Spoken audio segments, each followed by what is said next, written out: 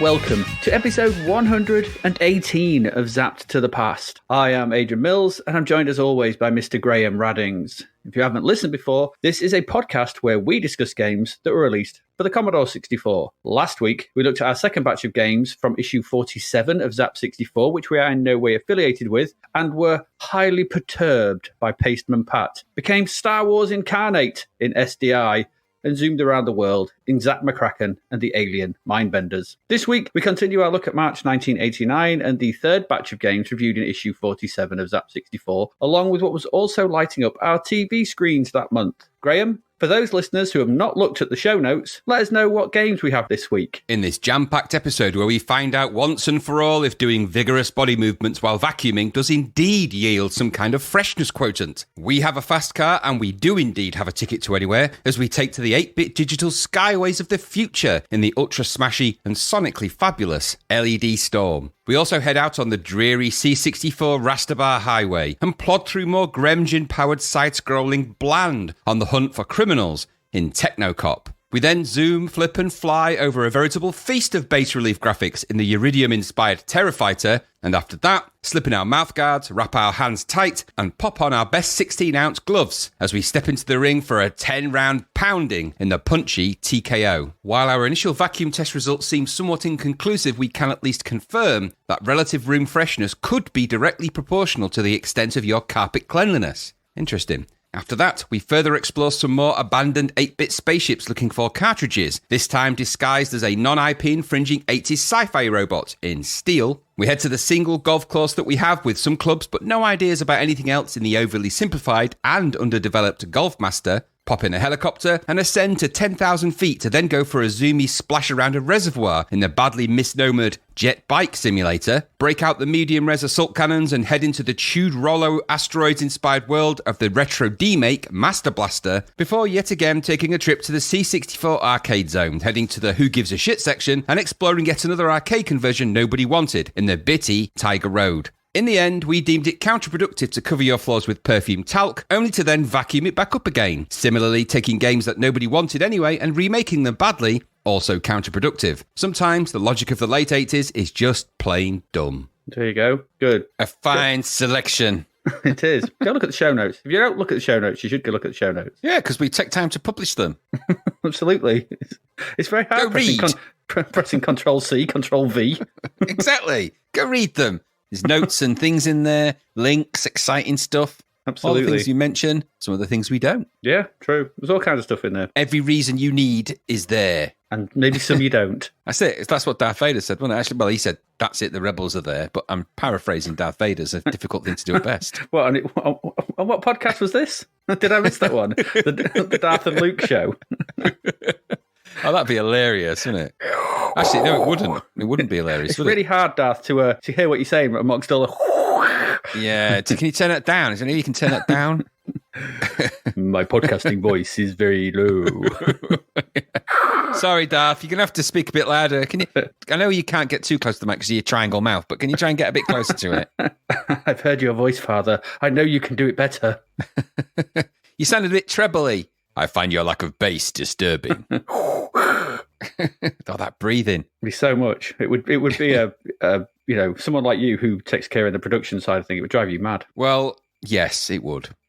I don't envisage a situation where that's going to be an easy thing to happen. And which Darth Vader do you go for? Do you go for the David Prowse Darth Vader? Do you go for the Aiden Christensen Darth Vader? Do you go for the old guy with the harmonica in his mouth? That Darth, whatever he was called. Yeah. He's dead annoying, though. Speaks mostly in harmonica. Yeah. The Darth Vader that never was. What have you done to this week? Yeah, can you imagine? So, Darth, what should we do about these? Nobody called him Darth, did they? Lord Vader. We appear to have found the rebel plans. Sorry, I'm not familiar with Darth. Lord Vader. He was that. What key was that in? Is that an F or a C? I couldn't quite tell. Okay. Right. You want to deploy the mind probe. I Lord understand. Vader, there's a large amount of spit coming out of your visor. That's not spit. He just has a constant stream of WD-40 to keep him lubricated in there. We had to pick the one instrument he could never play as well. What, the unless harmonica? he took his mask off. Yeah, because if you take his mask off, he dies. Nobody wants to die playing the harmonica. Nobody. No, I mean, I've seen plenty of people on stage die playing harmonicas, but yeah, true. It's not a good instrument. Anyway, should we get into some games? Enough of this we're not a Star Wars podcast. No, enough of this nonsense. The very idea of it. It's just what we got. We've got another nine to get through. 9. So there's 9 more. Should we get into them? Yeah, there's a load of crackers in here. Let's crack on with them. God, let's crack on with the first one. And that first one, well, is it LED Storm? LED Storm? What is it? Is it Rally 2011 LED Storm? Is it Mad Gear? It's a game. I mean, I guess it is LED Storm because the LED stands for Laser Enhanced Destruction Storm. Yeah, it's LED Storm, yeah. Yeah, so I'd say LED but Storm. what does Laser Enhanced Destruction mean? It means nothing with this game. No, not really. It's a very strange title. It means nothing. Anyway, it's an arcade conversion. It's made by Capcom. This is LED. I'm going to just refer to it as LED Storm. It's LED Storm, made by Capcom for arcade originally in 1988. And after a bit of digging, there seems to be a few revised versions of this that were released with different stories, different options for the game, all kinds of weird, crazy crap. In the original version that was released, which was called, I believe, Rally 2011, was it? And then it became just LED Storm. And then Mad Gear. It's all very confusing. But anyway, in the original version of this, the original arcade release, I think, it's very hard to sort of get a beat on this. So you had a car, because it was in the original version, you had a car that could transform into a bike with a push of a button. In the revised version, this was removed, and you could choose from 3 vehicles at the start of the game, different changes like that. So they completely changed the control system. The story also changed from a variant of the Milky Way advert, where the red car and the blue car had a race. It's literally it's a red guy in a blue suit and a guy in a red suit, and they're in red and blue cars, and they have a race. All he wants to do is stuff his face. yeah, he eats. He eats everything. He sees, from trucks to prickly trees. Prickly trees. But smart old Bluey took the Milky Way. Yes, that's what it was anyway. And it changed to something about a guy called Fred wanted to win in a race. I honestly have no idea. Crazy. And like I said, it was also then renamed to Mad Gear for some reason in 1989. There was in the original, there's a computer that gives you advice at the start of each stage, a little voice, hey there, and stuff like that. That was removed. A lot of the visuals were also redone. It's a very odd one. I don't know why they just tinkered with this and changed it, and I don't know if people didn't like it, they tried to change it, but it is what it is. The thing is, though, those revisions, they didn't make it to the people that were converting this to the home versions. So what we have here is essentially the original release. This is a conversion of the original release. So this is, I guess, technically, as I said, Rally 2011 LED Storm. Confused? You will be. You will be. I was. Anyway, the C64 version of this was by Software Creations for Go, and then I think it was released by US Gold. Again, it's just stop it. Just release a game. Brains hurting.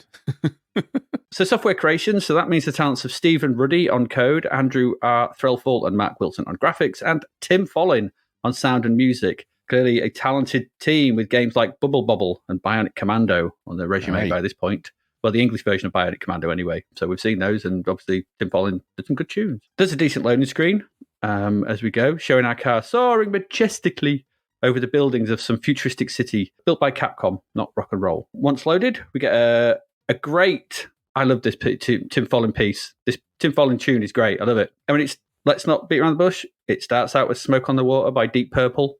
It does. Dun, dun, it does. Dun. But he's got great sounding power chords. He's got really chunky sound. It's a really good sounding power chords, it is. Before heading off into panpipe, bass-infused weirdness. Very odd. It goes his own path that way. But I'm not sure it suits the game. I mean, it's a futuristic racer.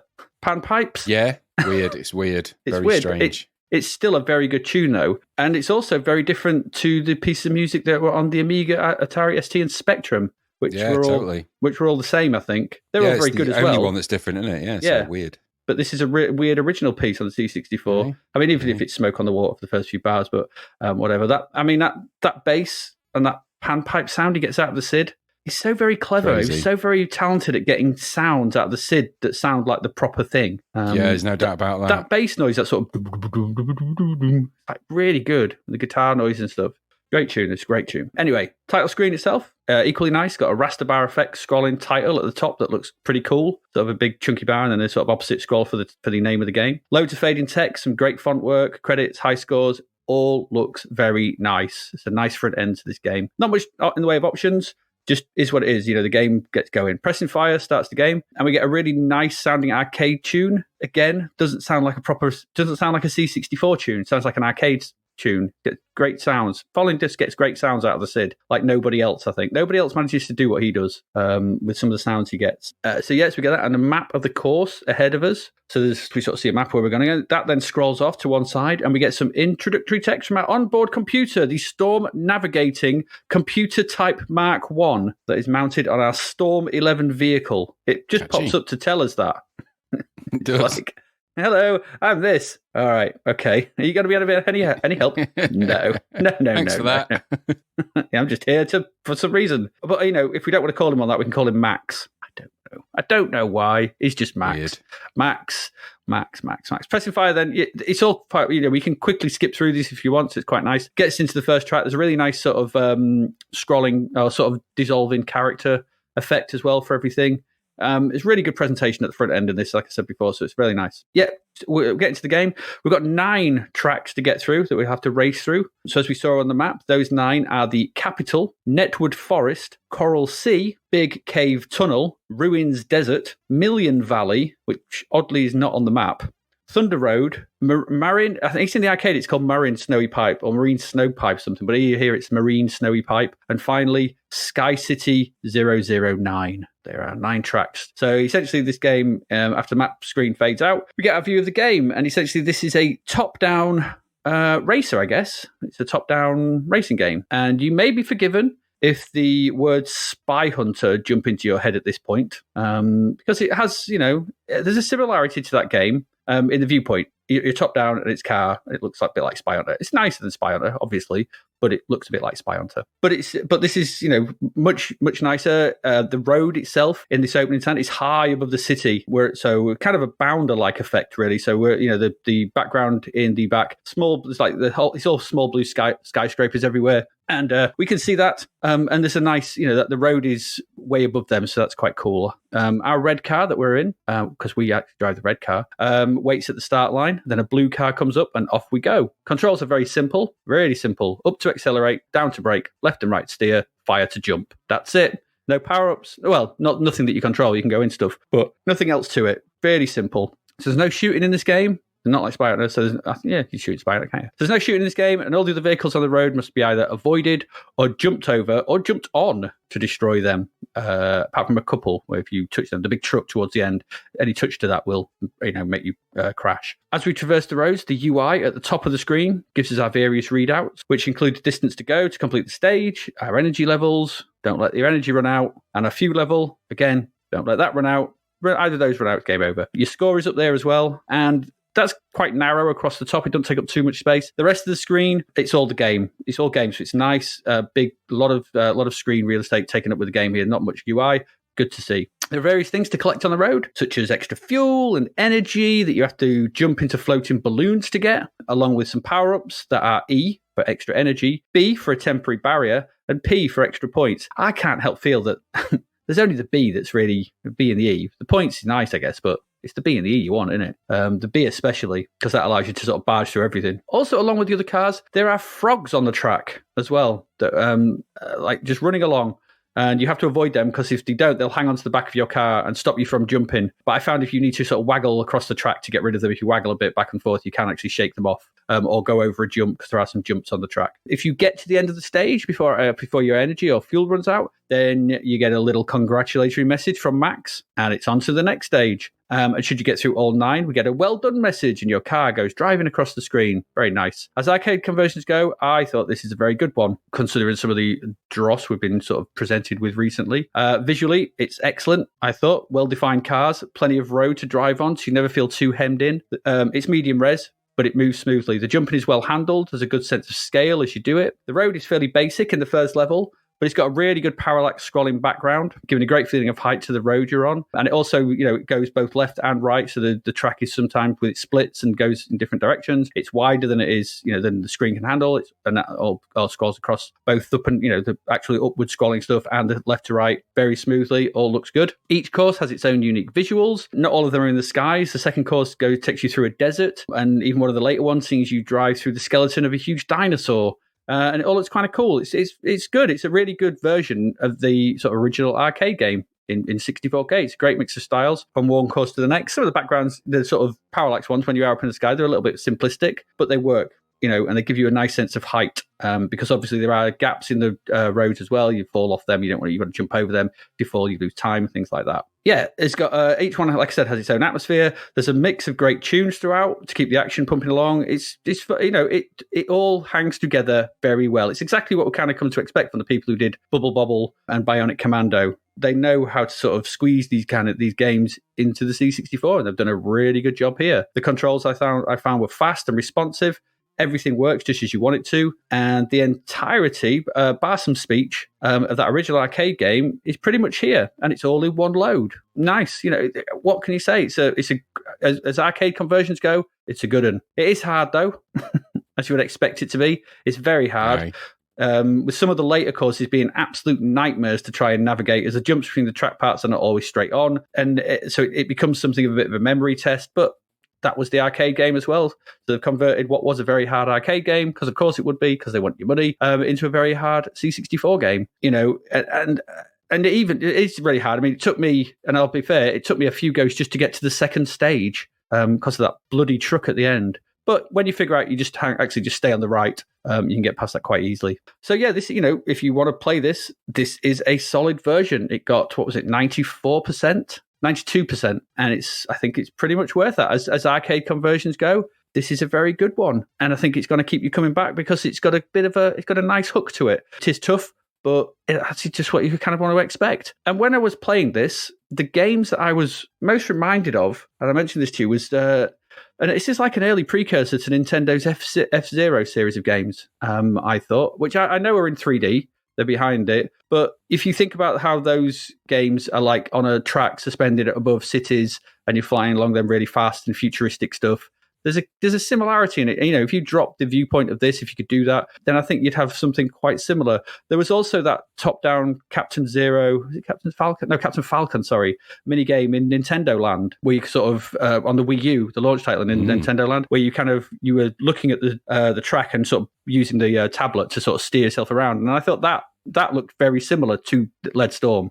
There's a lot of similarities. Futuristic racing above cities. There's a similarity there. So yeah, it wouldn't. I don't. If you took this in 3D, I think it wouldn't look too dissimilar to Nintendo's franchise. But anyway, I actually thought this was very good on revisit. I enjoyed my time with it. It's certainly one of the better arcade conversions we've seen on the C64 recently. And I think it's whether your mileage may vary. Again, how much you like the arcade game, how much you sort of get on with this. So it's it's up to you. I found my time with this enjoyable, and I thought the actual conversion that this is certainly up there with the best we've seen. It's fast, looks and sounds great. All the games there in one load. I thought it was impressive stuff, this. I really enjoyed it. What about you? It's kind of arcade central at the moment, isn't it? They're thick and fast, these arcade conversions. Sometimes they're good, sometimes they're not so good. This one's one of the better ones, at least. Nice style to this. Always has had the style, Lead Storm, on every format. Every version of this on every format is pretty cool. It's not an arcade I'd ever come across, ever, in any of the variations of it, ever. Or at least not knowingly. Maybe I played it as Mad, whatever the hell it was, and not realised. But I've never. I don't think I've ever come across it. But this is kind of a madder, faster, jumpier Spy Hunter in some ways. Not quite the same, but it's that, there's obviously a thread there, isn't there, with it? Yeah. But the graphics are good. The scrolling's very good. It's rock hard. Yeah. But, it's an arcade conversion, and the arcades, like you said, exactly right. They're there to take your money. They're not there to keep you entertained. Are you not entertained? No, not when it's this hard. Everyone remembers this for the music. Everybody does. It's one of those great C64 tunes. I actually prefer some of the in-game tunes more than the opening theme. And I actually do prefer the music that's on the Amiga version and all the other versions as the opening music, as opposed to the one that's on the C64. That isn't to say that it isn't very good, because it is. The music player for this was actually coded by Steve Ruddy. He wrote the music player at the request of Tim Follin.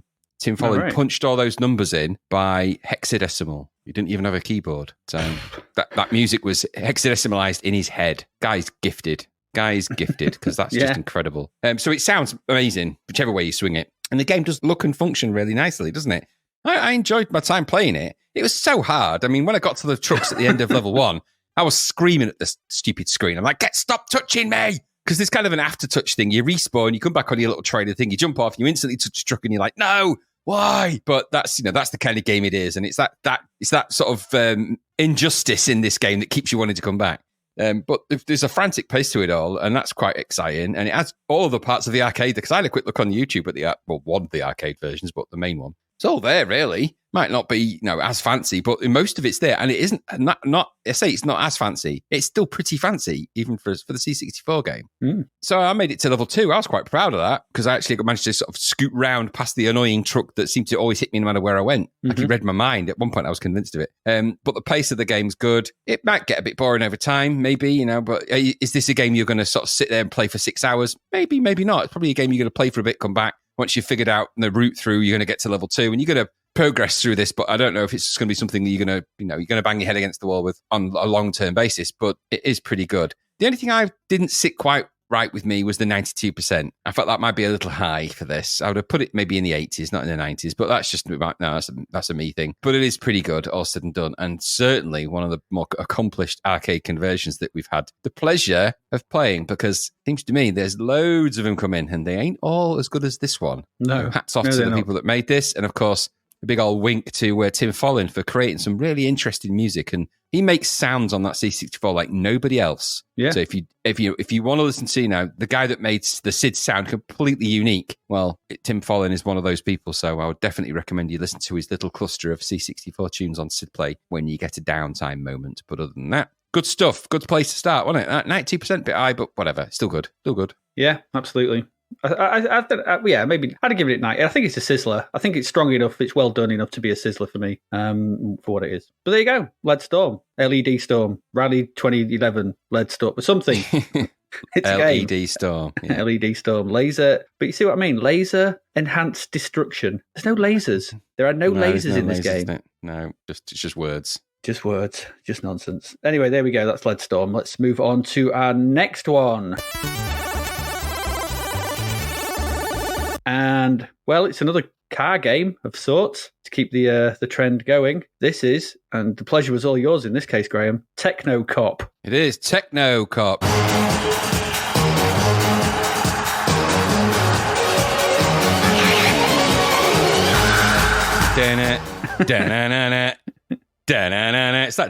It's Blue Adonis, wasn't it? Disco Cop. Reminds me of that. Yeah. Do you remember that track? I don't know if you remember that track. Techno. No, not that one. Blue Adonis, Disco Cop was like a big club hit in the noughties. It's actually sampled from a track called Ich Bin We Do. But there you go. Anyway, I still don't know why we're talking about that. It's nothing to do with this game. This is published by Gremlin Graphics. £10 this one. Now, 1 pence short of a tenner to you.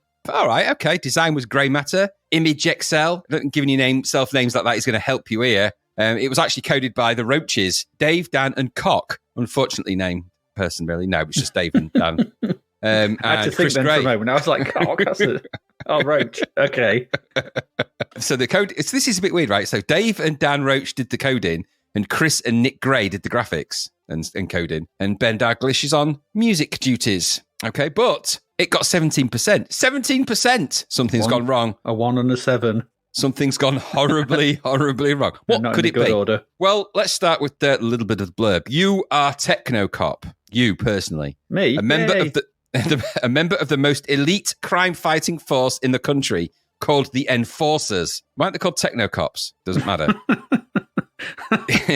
doesn't matter. Your mission is to capture, at any cost, ruthless criminals who paralyze the city unless you stop them. Okay. Just causing traffic jams by the sound of it, but okay. Yeah. Before you start your journey, you are equipped with the latest crime-fighting equipment at your disposal.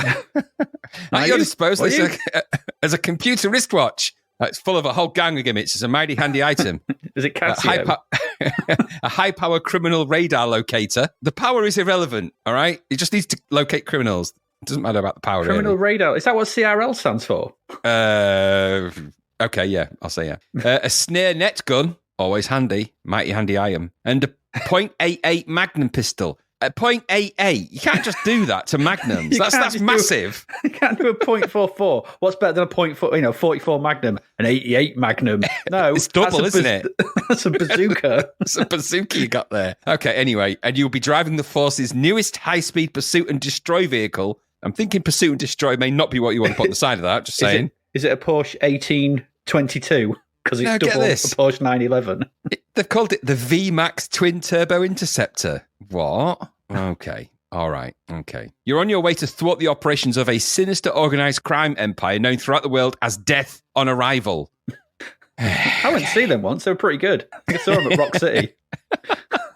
Death on Arrival. You speed down treacherous highways, encountering attacking DOA cars. Use the extensive weaponry built into your car. Extensive weaponry? All right.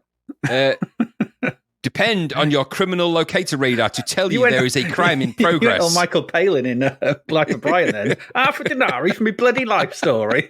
It makes me feel like this. So you depend on your criminal locator radar. And just call it a criminal radar. Why this locator business? To tell you where there's a crime in progress, giving you the time needed to arrive at the scene in order to apprehend a vicious criminal. Rush to the scene to make it, but don't lose control of the car. And avoid getting hit by attacking DOA cars. That's just plain old common sense. Mm-hmm. Once there, your crime computer shows you the face of a wanted DOA criminal on the screen. Your assignment, as you leave your car to enter the building where the criminal was last reported seen, just in case you forgot that bit, is to capture him dead or alive as instructed by the crime computer. Using your criminal radar locator and computer wristwatch, you carefully search through a maze of dilapidated interiors of the building to find the culprit. Just getting around the building is tough enough, with broken floors to fall through if careless. Worse yet, DOA thugs abound, eager to wreak havoc on your search. Be careful. Once you've successfully completed that assignment, get back into your VMAX and drive onto your next assignment. That's the game. I'll go through that's the setup. That's the blurb. Yeah, it's the blurb. Mm-hmm. So it's a game split into two parts. One is a driving type game, akin to an Outrush-ish idea. The second part is more of a walk and shoot. You mean Outrun? What did I say? You said Outrush. Outrush, maybe that. Because I've written Outrun-ish, so it's Outrush-ish. Outrun. You've gone all Sean Connery. Sean I very much enjoyed playing Outrush. Outrush. The second part is more of a walk and shoot, so it's kind of Death Wish 3-like, I guess-ish. Not quite as violent as that, but walking left and right, shooting and stuff. Yeah. Huh? No. Less frantic, but, walking left and right and scrolling levels and going up and down lifts. You know how it is, walking left and right, going up and down, shooting and that. Anyway, in between all of the games, title screens are long and painful with their load times. There's no speed loading here. This is a slow loader, and painfully so. A slowder. A slowder. Nothing kills the action quicker than slowing like this. Yeah. Does it? Nothing. No. Imagine if an action film did this in the cinema. Nothing says futuristic Techno Cop like looking at a screen with nothing happening for a long time. Yeah, nothing. No indication of anything. So the first game part is played out, like I said, outrun style on the road. You are driving your VMAX, which I guess is in the S-Max, C-Max line of Fords. So probably quite family-friendly with large boot space, I'd imagine.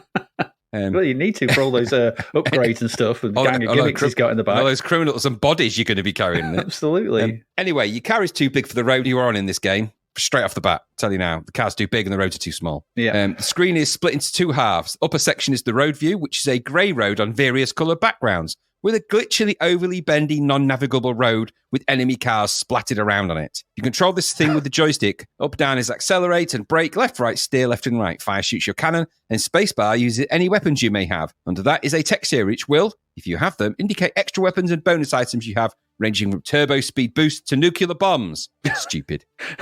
Stupid. So stupid. So utterly stupid. A normal bomb would suffice. Yes, having just watched the film Oppenheimer, I'm pretty sure he didn't predict that. Anyway. I have become death, the destroyer of worlds, except that VMAX car, which is nuclear bomb-proof. It's got to have a that is what you call a big boot space, if you can fit a nuclear bomb in there, let alone more than one. Blimey, crazy. Below that is the UI panel, which gives you your RPM for reasons that make no sense whatsoever. Your MPH, of course, your time, your score, and your damage, and a window with some simple text-based information like car will crash or stop car now. Useful, that. It's an automatic, so there's no gear changes needed. The engine sound, though, is a high-pitched squeaky drone that sounds more like a broken dentist drill than a car. And when the road zooms into view with you lumbering around in it, you have no real control of this thing. Clip any of the cars or various objects on the side of the road, like cactuses, and your car will spin out of control for ages. Just spinning. Oh, the spinning.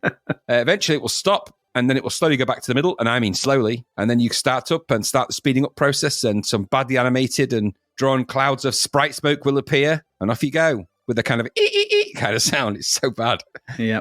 You're against the clock here, so any delays are costly. And if you do die, and you'll want to, you'll go back to the title screen after more loading, which is very depressing. The whole purpose of this tiresome, funless episode is to get you to the place where you get out the car and find and arrest a criminal. So eventually you'll be asked to pull over and slow down. You will do this, and your car will suddenly jump sideways, and a blocky humanoid thing will shuffle out of the car, and then there's more loading. Slowing. I mean, talk about sort of change of direction in a car. He goes from sort of rear view to like side view, parking. Like, wow, okay. It's auto. He's Techno Cop. He's literally Auto Man. He's doing 90 degrees. They could have called it that, couldn't they? They could have. So now you have a split screen for the second part of the game, but it's different. At the top, you have a view of your player sprite, sideways on like. Under that is your arm and a view of your wrist command console. It's stupid. You control your Techno Cop with the joystick. Left and right will move, down will crouch, and up at angles perform the kind of leap a kangaroo would be proud of. Man, this guy can leap. It's actually faster to leap around like a crazy kangaroo in this game than run. The fire button shoots your gun or fires your net. Spacebar will flip between the two. And depending on your instructions, this is what you want to do to either capture the criminals dead or alive. The middle of the screen is a single line of text with your score, number of nets, and remaining time. Looked to me like very much of an afterthought, that. Like almost like it was bolted in from another game, and that these two games had no connection to each other whatsoever till a certain point. But maybe that's just me. The wrist command console has a small window with an image of a digitized face for your perp, a mini map indicating their location direction, and a gun net toggle switch. So it's just obvious which one you're on. You can't miss that. Thank God they put that on there. Well, I thought that was the name of their sort of internet type thing. Gun net. With your .88 Magnum. It also shows your left hand where you are either holding a small sausage or gripping your thumb. The jaw is out on that one.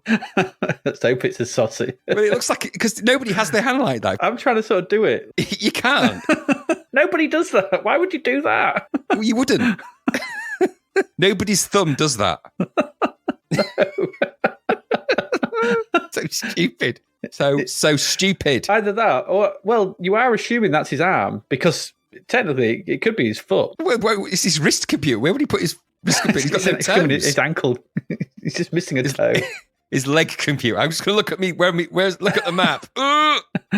Be a bit weird. It might be disadvantaged. Anyway, the idea is to use the mini map to locate and then capture or kill the criminal you're after. Fair enough. This means walking left and right, using lifts to go up and down floors, and shooting and avoiding enemies that will constantly bug you. Most of the enemies are slower than you and shoot slower, so they are really easy to deal with. When you do get to a criminal, which you will eventually, you'll kill or capture with your gun or net, and then be told if you've succeeded or not, which is really strange, because I netted someone who went, "You stupid idiot, you meant to shoot that one." I was like, all right. And then when I shot the other one, "Stupid idiot, you meant to have captured him." I'm like, "Yo, stupid game, doing what you ask." Anyway, you get told whether you've succeeded or not. I followed the instructions, and like I said, I got told I failed. So no idea whether it's working or not. Something had gone wrong. Failure is more loading, and success is more loading, only to go back to the car and repeat with moderately different coloured backgrounds and horizon detail. And that, as they say, is that. Awful. The game looks to either be a downport from the Amiga Atari ST versions that were released at the same time. The Amiga and the C64 one have this weird dual review thing in Zapped, which is awful. Hope they don't stick to that for long. Graphics in the car section are badly drawn and more or less single colour. It's the blocky horror picture show all the way with this one, I'm afraid. The enemy cars fidget and shuffle around. The road effect is lame and twitchy with added glitchy. And the whole thing feels like it has no real speed or fun. The extra weapons don't help, and pressing T quits the game and does not perform your turbo, which it should. And that's very annoying when you do that. You think, turbo, T, end game. Oh, it makes quit game T. Nobody does that. What's it even stand for? Well, I thought turbo would be T. Well, yeah, that's what I'm saying. Yeah, usually it's Q or a run stop, isn't it? yeah, it's not in this game. No, it's not. That's far too logical. The sound here is akin to a housefly that has been recently sprayed with Raid and is now doing its final buzzing breakdance on a windowsill. Best way I could describe that. In the tracking and terminating thugs section, the graphics are confusing as they are supposed to be inside, but they look like you're outside. There are medium-res walls and doors in shades of blue or red, some grey floors and occasional lifts. The screen scrolls as you walk with a reasonably well-animated sprite, I guess. Not terrible, but then kind of not great. And then you shoot and you run and capture and do all that stuff. The scrolling is okay in all the directions, and the lift as well. It goes up and down, left and right. It's odd. I suppose you can live with that. The sprites are not classically terrible, but they're not great. It's all a bit rough around the edges. They do all look kind of okay, and it sort of works okay in the background for this bit, but it's nothing special. There's very little to no variety with any of the backgrounds, and they do all look both dreary and very samey all the way through. And the animation, well, the only thing I could really say is the run cycle's okay, but the sheer power of that leap, it will give you a good laugh, if nothing else. I mean, I was leaping over enemies like crazy, like it got power springs for legs. Other than that, you get a pretty lame deal, really, aren't you? So I guess the game flips between a boring car game and a dull walking around game. Not the greatest of two genres, that. The second of the two is the lesser of the two evils, but then neither are very exciting anyway. So, the lesser of two evils, it's still not very good. What music is here in the title screen, it's not great either. Certainly not the standard we've seen from Ben Daglish in other compositions and other games. I got the impression that this was two separate games, as I've said, that were clearly bolted together for some reason and released with a weak story linking them and some kind of score tracking added, which looks kind of fused into the second game with that Commodore font in the middle, where it's not adhered to in any other part of the game. It was out on all the other formats, including the Sega Genesis eventually. But this version is a mess with some occasionally okay graphics, maybe, but really lame and disjointed gameplay that quickly removes any fun and enjoyment. And of course, you've always got that sloder to contend with, and that kills it off once and for all. Full price for this? No, absolutely not. No. 17%. I think it's about right. Not great. Techno crap. What about you? Yeah. Just what is this? It's another Grem egg.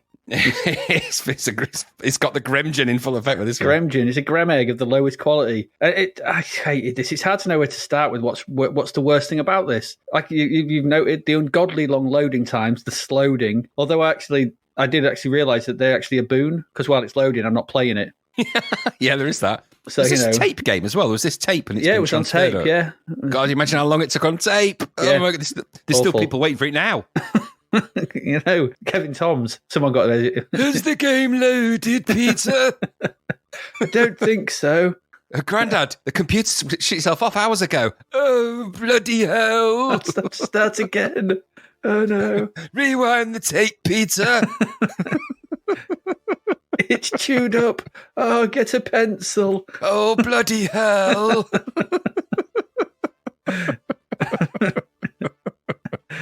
Oh, dear. Next week, Peter and Steve play Techno Cop Part 2. What is this? It's rubbish. The dreadful driving stage, Duplo cars, and a 3D effect that's among the worst I've seen since Knight Rider. Awful. Then there's the interior sections which play out like a turgid Death Wish 3. This is cack awful on every front. And it's essentially, if you think about it, it's that Knight Rider game. Drive somewhere. Yeah, it is. Yeah. Whereas that Knight Rider game was nicked Sensible Software, the power lap sort of for the bit. Right. But this is nicked Death Wish 3. So you drive somewhere, you do something, repeat. It's awful. It's an awful thing. It's terrible on every level. There's not a good thing. There's not a good thing I say about this apart from maybe, like you said, the animation on the main guy and the interior bits is okay, and some of the graphics are all right, but it plays dreadfully. It's boring. It takes ages to do anything, and it's not worth it. None of it's worth it. No. The idea, I mean, Techno Cop, it's RoboCop. Even that's nicked. It is totally. I wasn't going to say that, but yeah, it totally is. It's like bad RoboCop, isn't it? Bobo There's no Cop. techno in it. No, there isn't. He's got a Casio watch. And he holds a sausage in his hand all the time. That's the extent of the technology here. He's got a shit car, and also it's all yellow. And he's driving towards the pyramids. Where's this set? Yeah, I forgot about that. Why are they there? So, I saw someone else mention that somewhere as well. I think it was on Lemon. Someone put, why are the pyramids in there? I'm like, yeah, actually, yeah, there is pyramids. Yeah, on every other version. So I'm looking at all the others. The landscape is green on every other version. Even on the Apple II, which doesn't have green, it's green. It has, but the entirety. I'm looking at the C64 and it's all yellow. It's set in the desert with pyramid. What rubbish? Because it's easy. I don't know. And the shooting and when that first car blew up and that blocky explosion happened, I was like, It does make you're like, oh, it's so napping it, and you like sound just, you're like, oh no, it's rubbish. I mean, don't get me wrong. The idea we talk about, where other games do this sort of thing. Somewhere down the line, around about 2000, 2001, on the Dreamcast, there's a company called Amuse, and they released a game called Headhunter, which saw you as a futuristic bounty hunter who drove around a city on his bike, taking down hits in various locations. But it's better than this. It's way better. That game was great. Headhunter was a great game on the Dreamcast. But driving bits are a bit pointless. honest, but the actual indoor stuff and heavily influenced like Metal Gear Solid with sort of cover shooting. This isn't, though. This is awful. No. Awful on every level. I hated it. Just 17%. Yeah, it's just dreadful. That bit where you stop, pull over. Yeah, they didn't think that bit through, did they, when they made it? Like, how are we going to stop him when he pulls over? I'll just turn the car sideways. Do we need some frames of animation there? Where we're going, we don't need roads. And why choose a family-based, family people carrier for a, don't use that. I'm sure the VMAX is probably capable in a nuclear arsenal, but it just seems a bit overkill. A nuclear bomb seems overkill for a policeman. Yeah, and then some. Rubbish. Hated it. Yeah. Techno Cop, let's techno more time over that. Yeah, good. Rubbish. Well said. Let's move along to our next one. And finally, we're in Budget Land next. Budget Land, which Terrafighter. Techno Cop, Terrafighter. It's all the T's in a row here. Terrafighter, this is £1.99. It feels like a while since we've had one of these kind of games, but here we are again, safe in Iridium territory, but also with hints and nods to Delta as well. So, nothing like ambition for a £2 game. So, fair play for trying to cram two types of horizontal-style scrolling shooter together, I guess. So, yeah, this is Terrafighter from Zeppelin Games. It was created by Jamie Irvine and Peter Goldsmith with music by Adam Gilmore. So, I didn't have a version with loading screens, but there seems to be some images of loading screens on Lemon 64. They went on the version I had.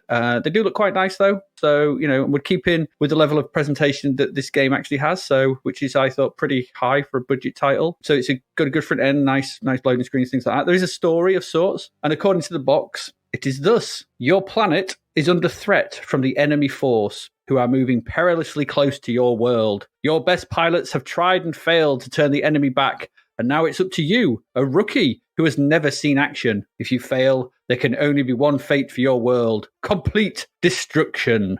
And that's the story. So it is what it is. It's, the basics of basics, the story. So when it does load up the title screen, good font, lots of colours. There's a high score table, pretty good tune as well from Mr. Gilmore. A rather excellent tune from Mr. Gilmore, harking back to some sort of, I thought was a sort of Galway-ish type of tune.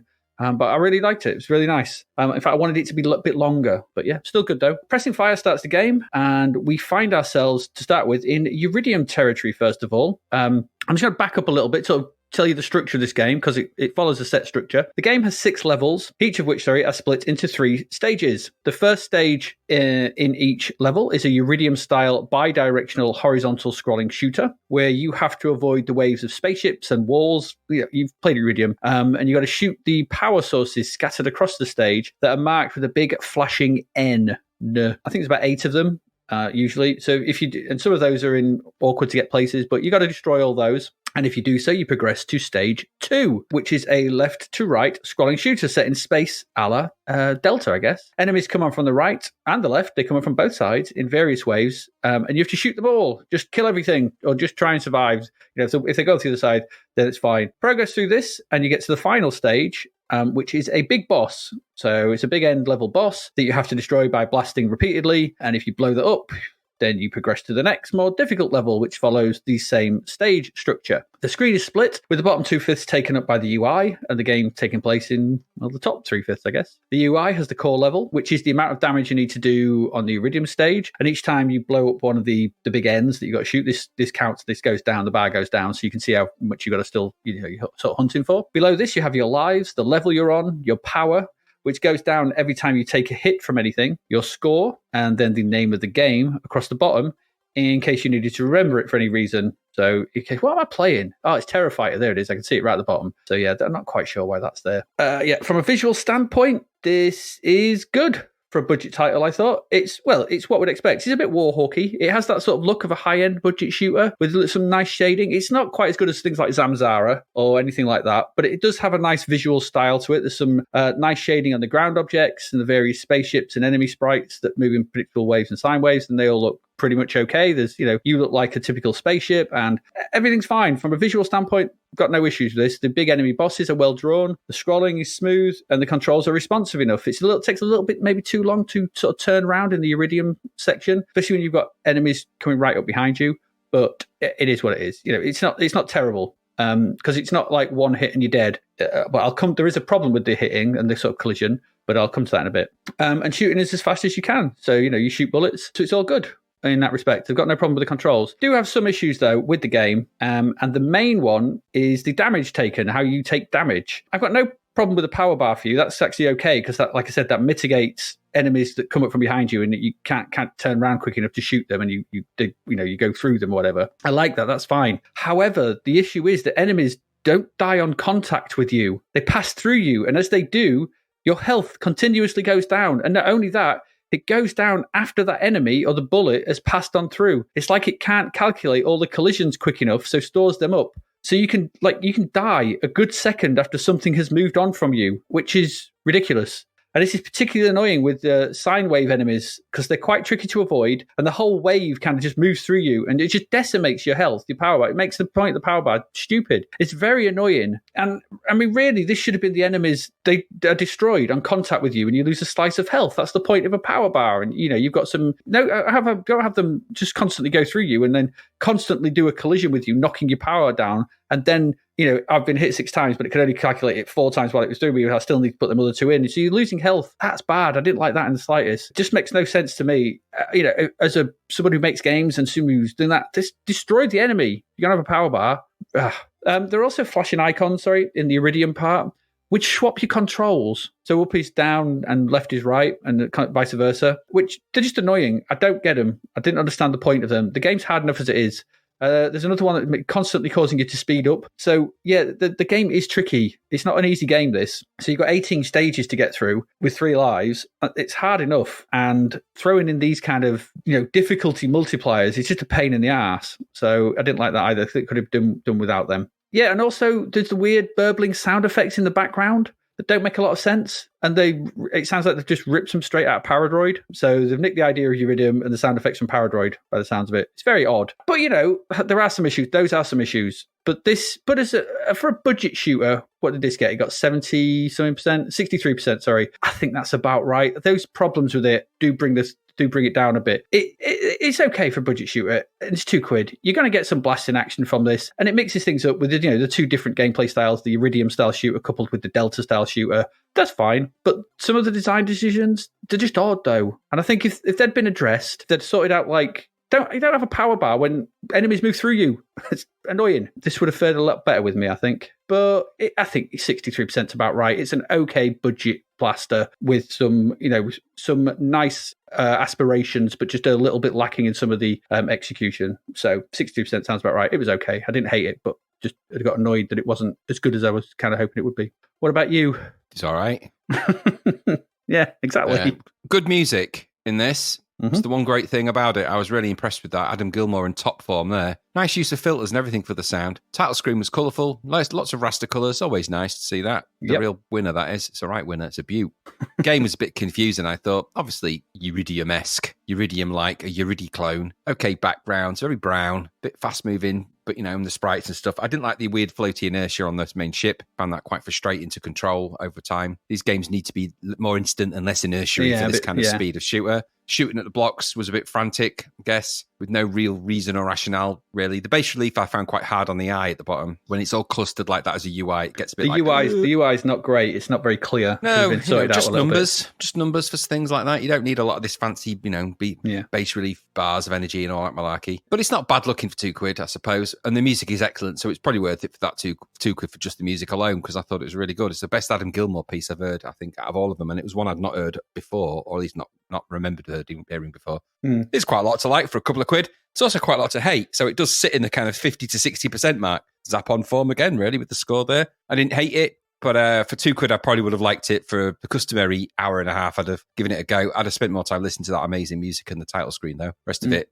could give it a miss. Yes. Yeah, absolutely right. I mean, I'm just looking at some of the sort of alien ship designs. They're completely ripped off from things like R-Type and things like that. And it's wearing all of its influences on its sleeve for sure, but just not doing any of the exciting bits. Nothing new. £2. Were you expecting it for £2, I guess? Yeah. That's okay. Good, a decent budget shooter, but has its issues. There you go. That's Terrafighter. Got one more game still to go through for this part, so let's move on into our last T game of the section.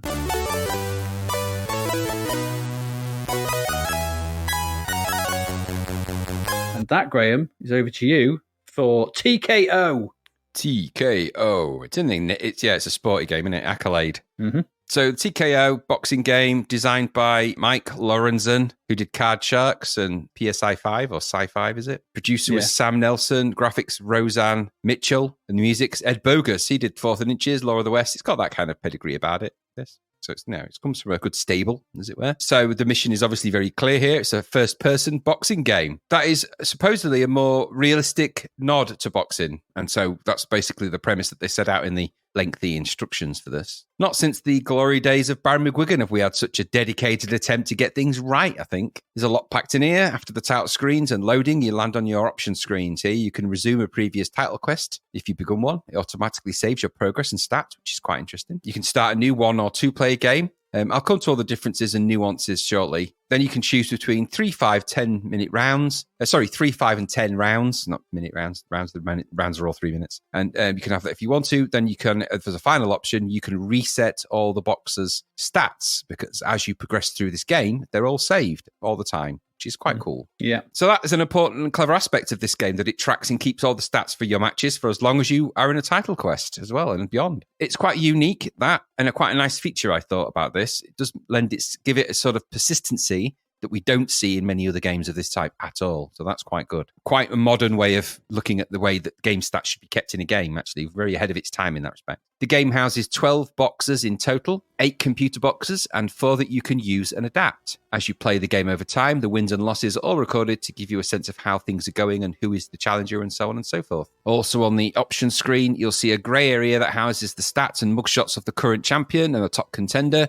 And then below that is a list of the names of the current champion at the top and the 4 top contenders listed below that. So as you progress, obviously, through the game, assuming that you win bouts, your name is going to rise the ranks towards getting towards the all-important championship match. Ooh. Which is quite clever. If you've played this previously and risen the ranks, your characters, and then you dive out of it, you can restart with your character in that list. And your character's name and mugshot will eventually appear there as it goes further up as well. So when you become the top contender, you become the one in the middle grey bit of the screen. It's quite nice. That's all good. Mm-hmm. Starting a new title quest for a single player will see the CPU select a current champion and then a roster of contenders with names like Rocco Mulhall, Jerry Hunter, Bad Jose Gonzalez, Lee Otis Williams, and George Freeman. That made me laugh, that one. You're in a title quest then against 5 boxers of the 8 available, whom all have fixed stats. 5, 4, 5, 5. After that, you're in the gym, and this is where you can name and personalize the stats for your boxers. Remember that this is a game where you have 4 boxers that you can define the names and stats for. So if one of your boxers gets knocked out or loses, you can then use one of the remaining 3, which is actually quite a nice way of giving you more chances to play with different boxing styles. I really like that about this. Indeed, the gym screen shows the contender stats as well and style information at the bottom of the screen. And then you have to use and edit your stats at the top. Along with your name, you can adjust the stance from left to right, power hand, left, right, best punch, head or body, strength, that's sort of the speed power playoff, and weaknesses, whether fatigue or cuts. These are adjustable parameters and they do have an impact on how your boxer performs in the ring. So you have to look at the stats of the boxer and then think, how am I going to alter these? I named my boxing contenders Angry Bastard, Benny Beans, Trousers McGee, and of course Calibos. So. That was his music when he came on. Once you have all that stuff sorted out, you start your boxing match and you'll begin obviously with a ding ding and away we go. Here the screen is split into 3 sections. At the top, you will see your boxer from the chest up facing into the screen. Underneath that, you will see your opponent facing the screen. And then to the right is a mini UI. This shows you and your opponent's name and energy levels, the current time clock for the round, an overhead view of the ring showing you and your opponent's position in the ring, and the current round indication for however many rounds you have selected for that particular match. All very good. Unlike other games of this type, you play this one in a kind of dual first-person style perspective. You throw a punch and you will see the movement in the top window as your fists hurl towards the screen. And then you will see where and how they land on your opponent's screen at the bottom. Land a punch, and depending on the punch and where you landed it, you will see your head reaction. So heads get knocked about and sideways, and you can even see damage appear on their faces, and they sort of land and get cuts over their eyes and things like that. Quite a nice way it plays out, actually, that. You control your defense and blocking and your punches and jabs with the joystick. Notably, you do not need to control your boxer's position in the ring, though what you do does determine how that will sort of play out, and that does also have an impact. So I'll explain that in a minute. There are 5 defensive positions, that's head, chin, throat, chest, and stomach, which you control by holding the joystick up or down for half a second or so. This visually changes the positions of your hands on the screen. Remember, you've seen the kind of approach that the box that you're fighting has So you'll have an idea of their style, but you can also see the kinds of punches they're throwing at you because you can see them and you can adapt accordingly. So if you see this guy's got his hands up, then you can obviously start to think about throwing lower punches in and lower your guard down. Likewise, if their guard goes down, and you can adapt accordingly. To block punches, you simply adopt the stance and press the joystick left or right in anticipation of where you think that punch is coming from. That's quite clever. That's a really clever way of doing boxing defense in a game like this. Mm-hmm. So, because if you just anticipate the punches, you just flick your joystick left or flick your joystick right, and you're blocking punches.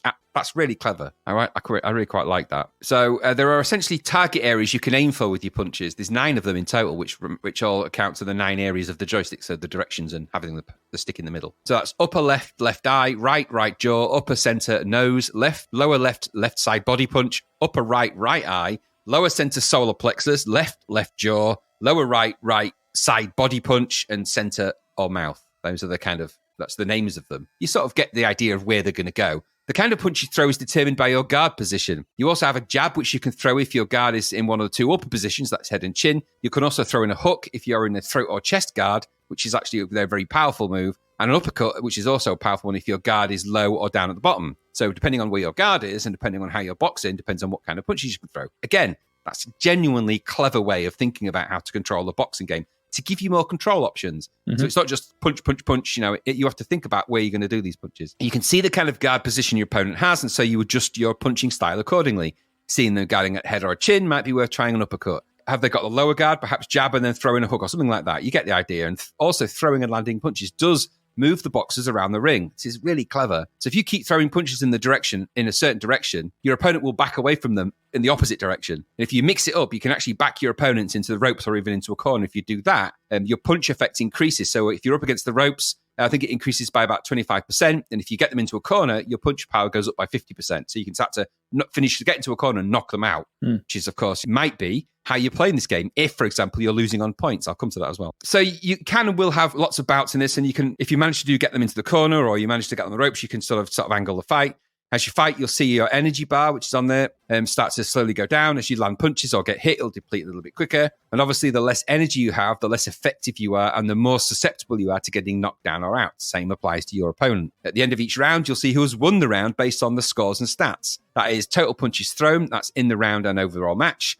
Number of head punches, number of body punches, hits taken in the head, hits taken in the body, block punches, damage caused, that's the sum of all the damage caused, and points scored. TKO uses a 10-point must score system. So the winner of the round gets 10 points, the loser is awarded 8 points if knocked down in the round, and 9 points if they're not. You can press the at key here in the game to preview the player's attributes at this point in the round. So during the round, you can press the at key to see where they're at, which is quite a nice touch as well. To win the fight, you can win by total knockout, of course. The boxer does not get up after a count of 10. By technical knockout, getting knocked down 3 times in a single round, or if the ring doctor decides you or your opponent are too cut up or damaged. Or you can win by decision if the player has the most points based on the stat scores, etc. If there is a tie, it goes to who the judges thought displayed the best style, which is really quite an interesting idea as well. Once the fight is finished, you will see the win screen telling you who won, how they won, and if you're at the right point, you will get awarded the Boxing Federation Championship belt if you've got that far. If you win, then you see your boxer climb the contenders roster and you can carry on. If you lose, you're back in the gym where you can use or create from one of the other 3 boxers that remain of your unranked contenders. The game effectively ends if you win the belt or you use all of your unranked boxers and fail to win the belt. So in other words, you get 4 cracks at the championship. The 2-player game doesn't have the championship belt. It is literally a slug out between you and your mate. You can both define the boxes in the same way I've described in the gym and define all the rounds and everything. And then when you get into the gym, it's 2 people, the same view. Obviously, you're playing a computer opponent, but you don't do it for the championship. You're just doing it for shits and giggles. Okay, fine. Now, once you understand the parameters of this game, its cleverness does gradually dawn on you that there's a lot going on behind the scenes for a boxing game of this type, and its simplicity is eliding some of that. There's so much going on, cleverly masked by some simple controls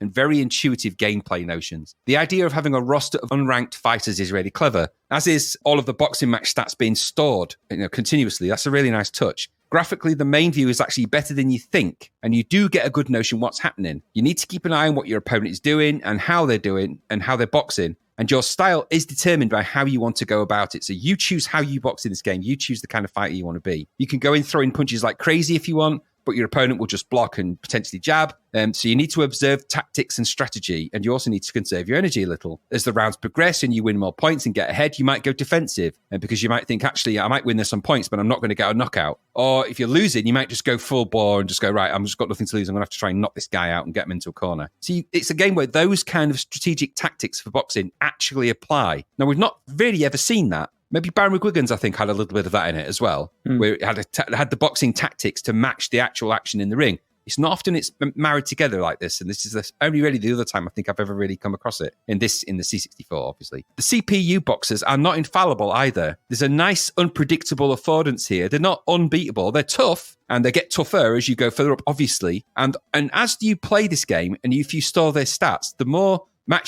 boxing matches they win, the tougher they get as well, which is really quite clever. They're never going to be insurmountable, but you can find yourself, if you're losing all the time and the others are winning all the time, then their stats are going to be quite formidable, which means that, a new contender going up against some of these boxes is going to be quite a tough challenge. I think that's quite clever how they've done that as well, which is kind of reflective of how it would be. But they're not infallible. There is a affordance given. The various option screens are perhaps a tad text heavy, but that's not insurmountable to get through either. There's not so many options it's off-putting, but there is enough to feel like you're setting up a good boxer or a range of boxers. And I'd still like the idea that you get 4 boxers that you can set up and play with at any point in this game or go through with them. I think that's really clever. The boxing moves at good pace with nice graphics for the main sprites and the views.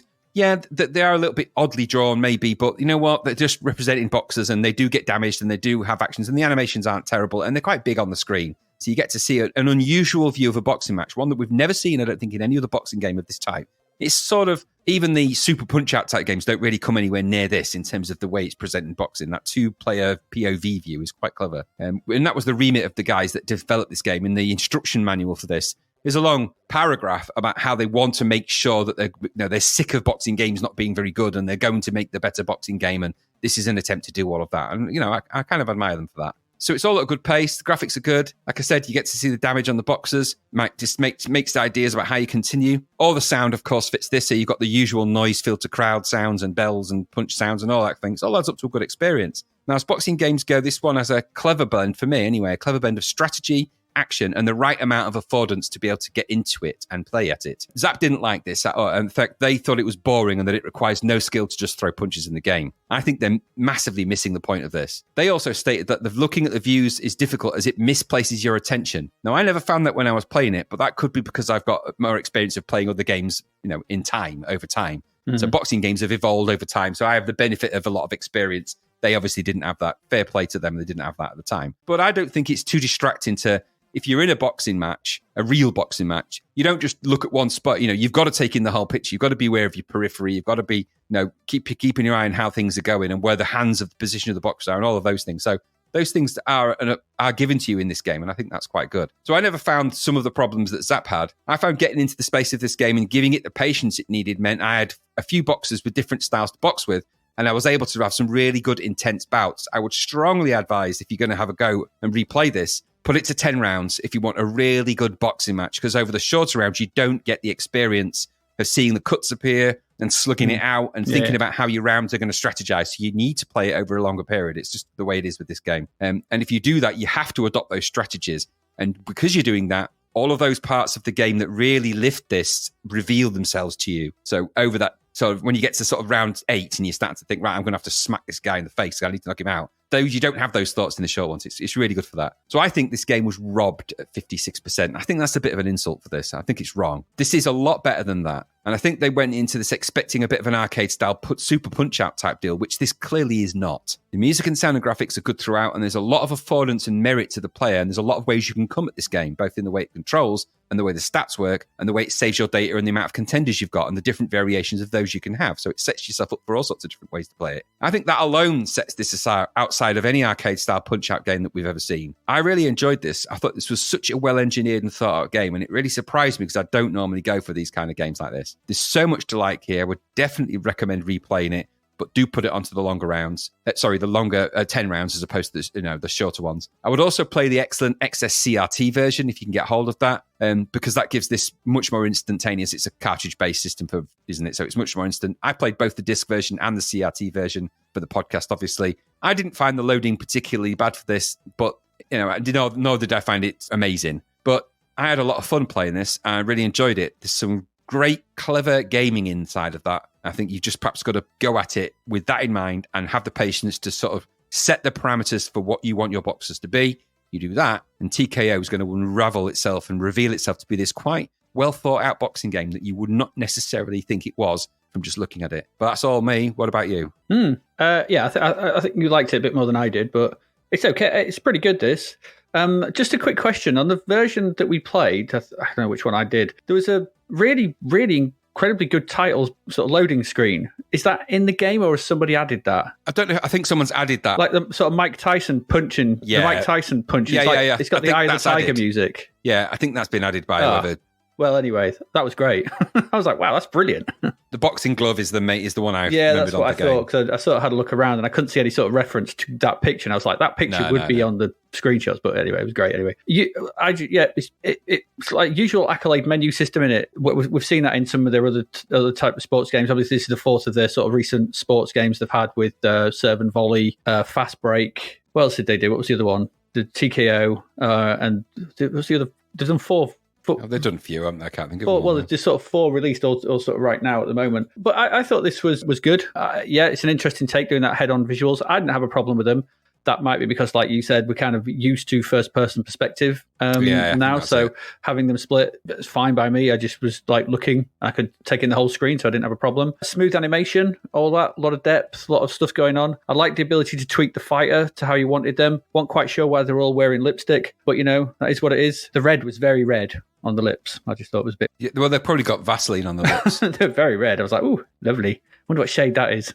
I was like trying to buy that. But yeah, it's very approachable. I thought despite the depth, it's still approachable. It's, that's a tricky line to sort of tread, and it does do that. I think you're right. It deserves more than 56%. It's not my favourite boxing sim on the system. That's still Barry McGuigan's. I think I just prefer the way that plays and the sort of the structure of that. I think I prepared, but I certainly did like this. And it's certainly something, it gets that strategy action balance pretty good. Yeah, it's a decent game, this. Yeah, I mean, there's not much more I can say that you to sort of add to what you said. If you're going to give it a go, give it a go, but be prepared to sort of get into it. It's not like you say, it's not a super punch out. You have to sort of come at this with a little bit more sort of thought and a little bit more like thinking behind it, because otherwise you probably, if you go in expecting one thing, you're not going to get that. So no, I think you're right. I think if you'd be happy if you had Barry McGuigan's and this. You've got 2 games around boxing that are both very accomplished in their own way. It's just nice to see a different perspective on boxing. I had a little look at the boxing sort of game history because I don't know a lot about boxing games.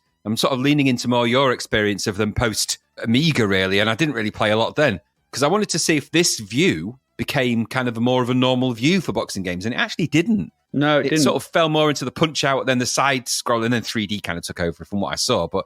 Is there any boxing games that you remember that sort of stand out for having sort of a view like that or anything like that? No, I mean, first-person combat never seemed to sort of take off. There's a few sort of first-person games that do it. Things like Riddick. There was what was it called? Breakout, I think it was, on the original Xbox.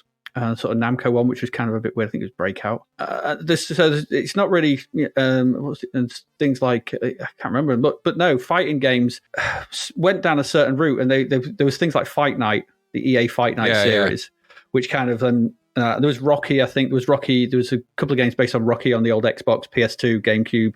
They were pretty good, but it moved into that 3D, ring-based type sort of stuff. Virtua Fighter, that 3D round the player view. Yes. Yeah, exactly. But no, not much of this. Like I said, the first-person combat was seen in a few first-person shooter games, but not much. I don't think I'd seen anything that did it similarly to this. No, not off the top of my head. By the way, if you've seen the more recent boxing games, like the brand new ones, yeah, because I was looking at one when I was doing a little bit of research for this, I was just sort of, as you do, you end up sort of scooting around, and I came across a game called Undisputed, and I thought the realism in it was absolutely crazy. Yeah. I mean, crazy.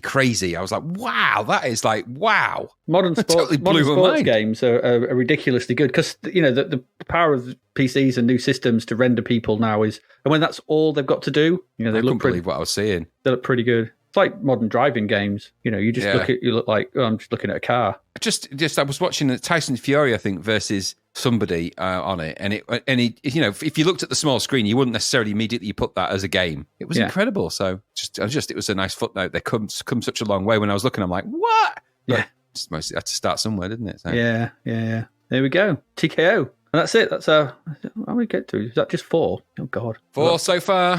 4 so far. All right. Well, we're going to go away, take a quick break, and we're going to come back, and then we're going to look at TV. What's going on in UK TV in March 1989. Not sure there's a lot, but we've got to do it because that's what we said we're going to do. So we'll be back in a minute. And we are back. Let's get into TV for March 1989. 2nd of March. My Brother David, which is an edition of the BBC Two school series Scene, his first broadcast in which Simon Scarborough talks about the life of his brother David Scarborough, who originally played the EastEnders character Mark Fowler and who fell to his death from Beachy Head in 1988. The programme is repeated again on 19th June for a general audience as part of BBC Two's Deaf 2 strand. I watched, obviously you linked to this, so I did watch all this. This is incredibly sad. I mean, isn't it just... This kid just, got a break to be Mark Fowler in EastEnders. And if you obviously people who are watching it, and, he kind of drifted out of the show, coming back and stuff like that. But then the story, which is then told through this documentary by his brother and his mum and dad, essentially, and, sort of his girlfriend at the time, just sort of talking about him, is like how he was then hounded, literally hounded to his death by the gutter press. Yep. It's if ever you need a reason, there's not many, we've probably all got them, to hate the gutter press and just despise them. Watching this it was just like, geez, I mean, they just made stories up about him. Yep. Threatened him, said if we don't have an interview, we're just going to make something up. Yep. And plaster it all over calling him names in the stories and stuff like that. And it's just a 20-year-old guy with the weight of the British press. They're pestering his mates at the end of his street. They're pestering the owner of the local pub, the people who own the local shops. He's just from a small village, the guy was. Awful this was. The story that he tricks himself into rehab at one point to try and get better. Doesn't tell anyone, checks himself in there. They find out he's there, they ring up, and then they're like, then that's it. He has to leave rehab and, horrible story. Yeah, horrible. I mean, they pretended to be from a teen magazine to talk to him about a pop group that they made up that he was meant to be part of, that he wasn't even mentioned it. And then basically were like, so what's been wrong with you then? What's wrong with you? Are you okay now? What's wrong with you? And they're just, we wouldn't leave him alone. It's such a saddened story. And it's all the more poignant now because they have not learned. I mean, the News of the World, which was the reporters were from that paper no longer exists. It's gone, thank God. Yeah. But we still have variations of the theme. Well, it's news group, isn't it? It's the Sun's still part of it. Sun on Sunday. And they don't and have not learned the lesson from that. And just because it's repeated itself with so many other people have come under the fire, and there's been other suicides and all sorts of problems, and it just doesn't stop. They vilify people. They have absolutely no care for the pain and havoc they cause for those poor individuals. And in the end, the outcomes for them is never nice. It's never good. It ends. And in this particular sad case, you end up with his brother doing a really poignant a mini documentary about him, because clearly he's missed. He's a family member who's missed. They linked this character in EastEnders with his actual personality for no reason whatsoever, and even mirrored some of the stories from the soap opera and sort of mapped them to his own life, which was they weren't even the same thing. He's an actor, just playing a part. An actor, but they set out to ruin his life, and they weren't going to stop until they did, and that's exactly that. And as soon as they smelt blood, well, that made all more juicy headlines, so in they went. And later down the line, we have the same thing happening with people like Caroline Flack. That was the one I was thinking of, Yeah, where the poor woman ended up, in a very similar situation, and the outcome, tragic. So they don't learn. They do not learn. Do yourself a favour and follow the Liverpool's fine example with these gutter press. Keep them out of your life, because that's the best thing you can absolutely. do. With the Hillsborough disaster and things and what the Sun did there. I mean, I have no. It pains me to think that as a child, my mum used to get it, and I didn't really know any better at the time. But looking back, it's like, you just awful things, awful people doing awful things. I mean, you could see there's that clip in the documentary of his last scene in EastEnders, the Christmas sort of thing, when he comes back, and you can tell he's just not right. Even and it's just awful. It's not right. Not right. No, so sad. It's very sad.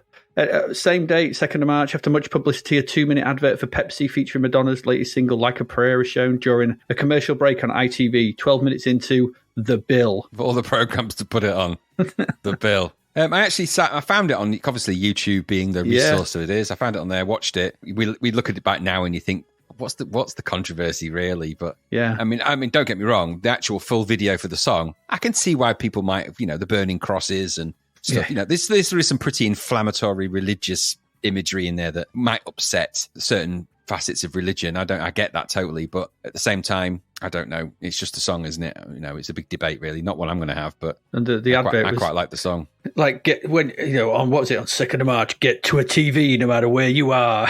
Yeah, the advert was stupid. Make a wish. Make a wish. You know, and it was a short-lived thing, wasn't it? Because about a month or two later, they pulled it anyway, so... Yeah. A lot of hoo-ha about nothing, really. A lot of hoo-ha about nothing. 10th of March, on the 2nd of Red Nose Day, BBC One airs the 8-hour telethon, A Night of Comic Relief 2. Yeah, I found some clips of that on YouTube, and you can tell the format wasn't quite worked out at that point. No, it's a bit random, isn't it? Yeah, it's kind of Lenny Henry and Griff Rhys-Jones and another sat behind a desk sort of just introducing stuff. They hadn't quite figured out how they build on it. It's the one with Lana Nini Nunu in it, though, and all of that. And that clip of Dave Allen at the beginning, was that actually in it? Yeah, that was in it. Yeah, that was it. That's what I mean. It's like almost random stuff. Yeah. Just BBC always had a really strange affinity with Dave Allen. I don't know if it was contractual. But it was one of his lines that did make me laugh quite a lot, though. Which was? Okay, it was the fourth one. It was his observation about stupid signs. I can't remember what it was. Well, go and watch it. We'll put the YouTube clip in the notes. I think it might be the one about the car. It says, if you can't see this sign, don't park here. Okay. Classic Dave Allen. And that's, again, a bit of a lost person in time is Dave Allen. His stand-up's a lot on YouTube. But go and check that out too. If you're of a disposition of being offended by things, you might want to avoid it. You know, that's just if you go very to, much so. It's not the gentler side of the comedic spectrum, should we say. But the 8-hour telethon, I think all 8 hours of that is actually on YouTube. Wouldn't surprise me. There's 10 hours of Gandalf laughing. There is, yeah.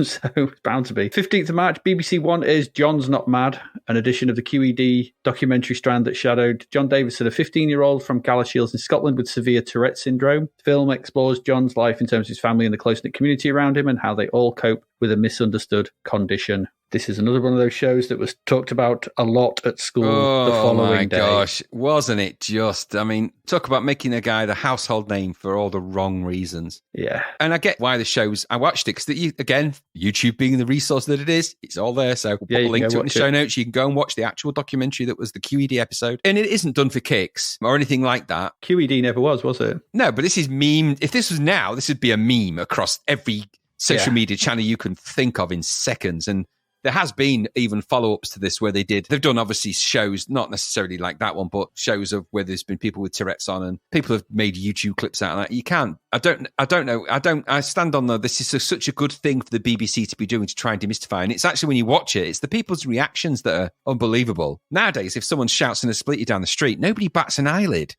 But back then, there's all these old people in the supermarket going, "Oh, it's terribly. Who is this?" You're like, it just doesn't happen anymore. I've seen 5-year-olds, running down the street with throwing knives. This is just we live in a different time, and I think we're actually now so far down the road of being tolerant of everything like this. Nobody fazed by it because it's so commonplace on things like TV now, and maybe not Tourette's as much, but it's been over time. I think the whole thing's been, thankfully, been the idea of this one show exposing this one thing and everyone talking about it in the playground. I don't think anyone would bat an eyelid now. It'd just be maybe a few one-liners for shits and giggles and stuff like that, probably completely inappropriately, but it has been, at least it's taken off the kind of super offensive pedestal that these poor people are on who've got a problem, an illness, and it's taken it out of that realm and just put it into the more normalized, TV patter. But what a crazy thing to put on. It seems strange. Would have been my first exposure to Tourette's when I watched that, and I remember watching absolutely, yeah. Yeah, I remember watching it as well. And I remember all the swear words, and I remember, I was allowed to watch it because it was, educational. I pitched it. Yeah, QED always was. 31st of March, the last Oracle on View transmission takes place on Channel 4. It did. I remember watching it fade away to its dot. Did you watch it? I don't think I did, no. I don't think I remember that happening. I remember it. So it started off as a full white page, and it slowly went sort of circled around in like a maze round to the middle where it was a little dot, and it just said Oracle gone. That's did Gary Lineker write that? Oracle gone. By the way, I don't know if you know this, but Oracle stands for Optional Reception of Announcements by Coded Line Electronics. Does it? Yep. God. Just in case you wondered. That's what it stood for. Did they come up with the name first and they go, what does that mean? Yeah, of course they did. Yeah, sounds like no DNA in the scorched cadaver to me. I was going to say it's exactly that. New shows. 1st of March, Shadow of the Noose. God. So deadly serious, that. Very serious show. There was some very poignant looking out of a window in those opening credits. Yeah, very serious music. Apparently it's about a very famous barrister, isn't it? I forget the name of the person, but there's quite a famous author, and it was a big deal at the time on BBC. I completely bypassed me. 1989, I wouldn't have been passing the time of day with me, but it's the sort of thing my mum and dad probably watched, I think. Yeah, probably. And I'm very, very serious about. Yes. Yeah. 6th of March, Winners and Losers. The mystery that is Winners and Losers. 3-part ITV miniseries starring Leslie Grantham. They obviously paid him a lot of money to poach him from EastEnders. Yeah. The strange thing is, it's almost impossible to find anything out about this. It looks like there was a single released by Leslie Grantham. Well, there was a piece of music that I listened to. There's a song, and it's mentioned on a couple of resources, but there's no plot, there's no storyline, there's a list of actors and a cast, there's nothing else. And there's also a TV show that came out in 2011 called Winners and Losers, which doesn't help. I could not find out. I even went to the schedules to try and find if there was a description of any of the old TV radio times and the TV time schedules. Nothing. It's like it's been erased from time. Nothing. It's gone. No idea what it's about, other than the fact that it had Leslie Grantham in it, and it was the 3-part thing, miniseries. That's it. That's all I know. Who knows? Same with this. 9th of March, A Touch of Spice. 6 episodes of a comedy about 2 young women, best friends who share a flat and establish their own catering business. Yeah, something tells me there's a reason it's 6 episodes, because it wasn't very funny. It never went anywhere. No. 13th of March, The Labours of Erica. It's Brenda Blethyn in that, isn't it? It is Brenda Blethyn, yeah. And as soon as I read what this is, I went, I bet Brenda Blethyn's in that. I knew it. I did the same. I thought that's a Brenda Blethyn thing if ever I read it. Absolutely. And it is. Businesswoman Erica Parsons found a list she had made as a young girl of everything she wanted to do before turning 18. Realising she's never done any of them, she resolves to achieve all her aims before her 40th birthday instead. The series premiered on ITV and that came at 8 p.m. on Monday, 13th of March, 1989. Ran for 2 series until 9th of April, 1990. When she did everything. Don't know. Again, completely bypassed me. That was one my mum and dad probably watched as well. Yeah, probably. I mean, it reminded me. I mean, it's that Morgan Freeman, Jack Nicholson film, in it, Bucket List or whatever. Oh, it is actually. Yeah, maybe that's it's a bucket list. It's a bucket list show. Of course, she became quite the Oscar-winning actress, didn't she? So Brenda Blethyn. Did she? She did. Yeah, good. Nice. However, also on the 13th of March was Keynotes. Oh, this. This was funny. Keynote's a British game show that aired on ITV from 30th of March to 18th of December 92, hosted by Alistair Duval. Never heard of him. The aim of the game was for 2 teams of players to try to put the right words in the right songs and see how well they can follow the bouncing ball to solve our puzzle song, which he can't say in the intro. Gets it wrong. You're watching Keynote. Notes of the key. Keynotes. Oh, it's so stupid. It's the way he runs on like an aeroplane. He does the aeroplane running on, and then he's got this really weird eyebrow hair thing going on. It's hard to explain. His mouth is perfectly circular with his teeth. It looks like someone drew him. It's how someone would draw him. Badly drawn version of him, and that's what he looks like for real. He's a meatball with eyebrows, and the contestants are both. It's like they're almost like the bullseye quality contestants in this. Brilliant. And the intros they're come up with, the intros, but it's the way they're all dead excited for the most boring things imaginable. Yeah. I'll put a sound clip in right about now of the one guy who's just like, "Hi, I'm Derek, and I'm a gardener, and I like gardening and that." You need to put Stuart in, who I put a picture of there. You need to go look at this because he's only 23. People did look old in the 80s, didn't they? You'd be like, well, maybe in his late 30s, mid-30s, 23. But Stuart, and he goes, I'm Stuart, whatever his name is, Dunford or something, and I want to find the Loch Ness Monster. Like, God. Why are you on Keynotes? He should be up in Scotland. It's that, honestly, that host. Ugh. And I watched it because I thought, well, maybe the quiz is actually all right. It's not. It's terrible. And you know me, I love me a good game show. Not this. No. Dreadful. Funny though, but dreadful. And it run for 4 years and no one noticed. I don't think no one noticed. So he goes, let's play Keynotes. It's like, no, let's not. Let's not. Everyone's that excited for no reason. It's like fake excitement. I'll put a clip in. You make the audio quality will be bad because the audio quality on the YouTube video is bad, but you make your mind up about it yourself. Oh, it is bad. It's not as bad as what's next though. 15th of March was Emu TV. Oi, oi, oi. Oh no! God save us now. You can have this one. Well, I mean, right? We booted him out. We got rid of him. Ooh, because Emu and Rod Hall. We got booted off TV because they were crap and everyone hated them. Nobody liked them. Nobody. They were loathed. Universally loathed. So much so that the TV show got cancelled and they got packed off to Canada. Thank you. Goodbye. Don't enjoy come time in back. Canada. Don't come back. So what did they do? They made a bloody TV show there, and then ITV Central, bought that TV show and re-showed it. Are you mental? So following the demise of Emu's World, they got packed off to Canada and recorded a single series of Emu TV, or EMU TV, which was based on a similar idea that they'd had in the UK, which we hated, which was Emu's Broadcasting Company. It was all rubbish. Yep. Same people in it. It's got grot bags and Crichton the robot and that croc and all the stupid shit they put in it. That gold robot, was that in it? Gold Rope, that's Crichton. He's called Crichton, I think, in this one as well.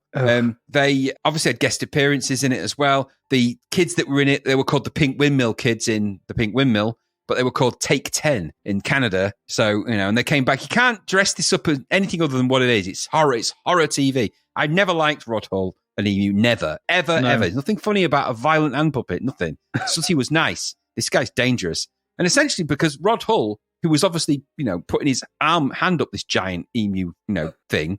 He made a career really out of strangling people and physically assaulting people and making that funny because he had a beak on his hand with fake eyes.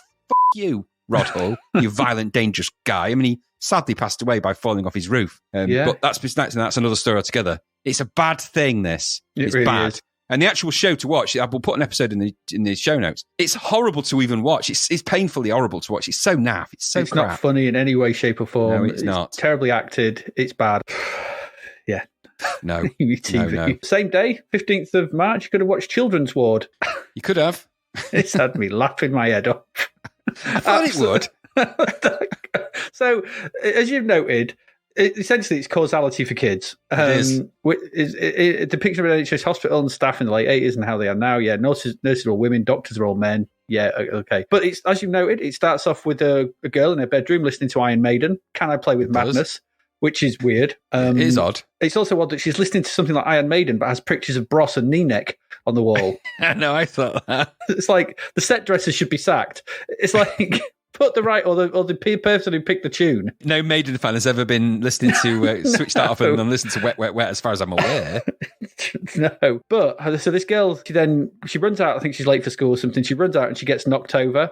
Obviously, that's not good. But the sequence where she gets knocked over, and I'm very sorry, is unintentionally hilarious. It is hilarious.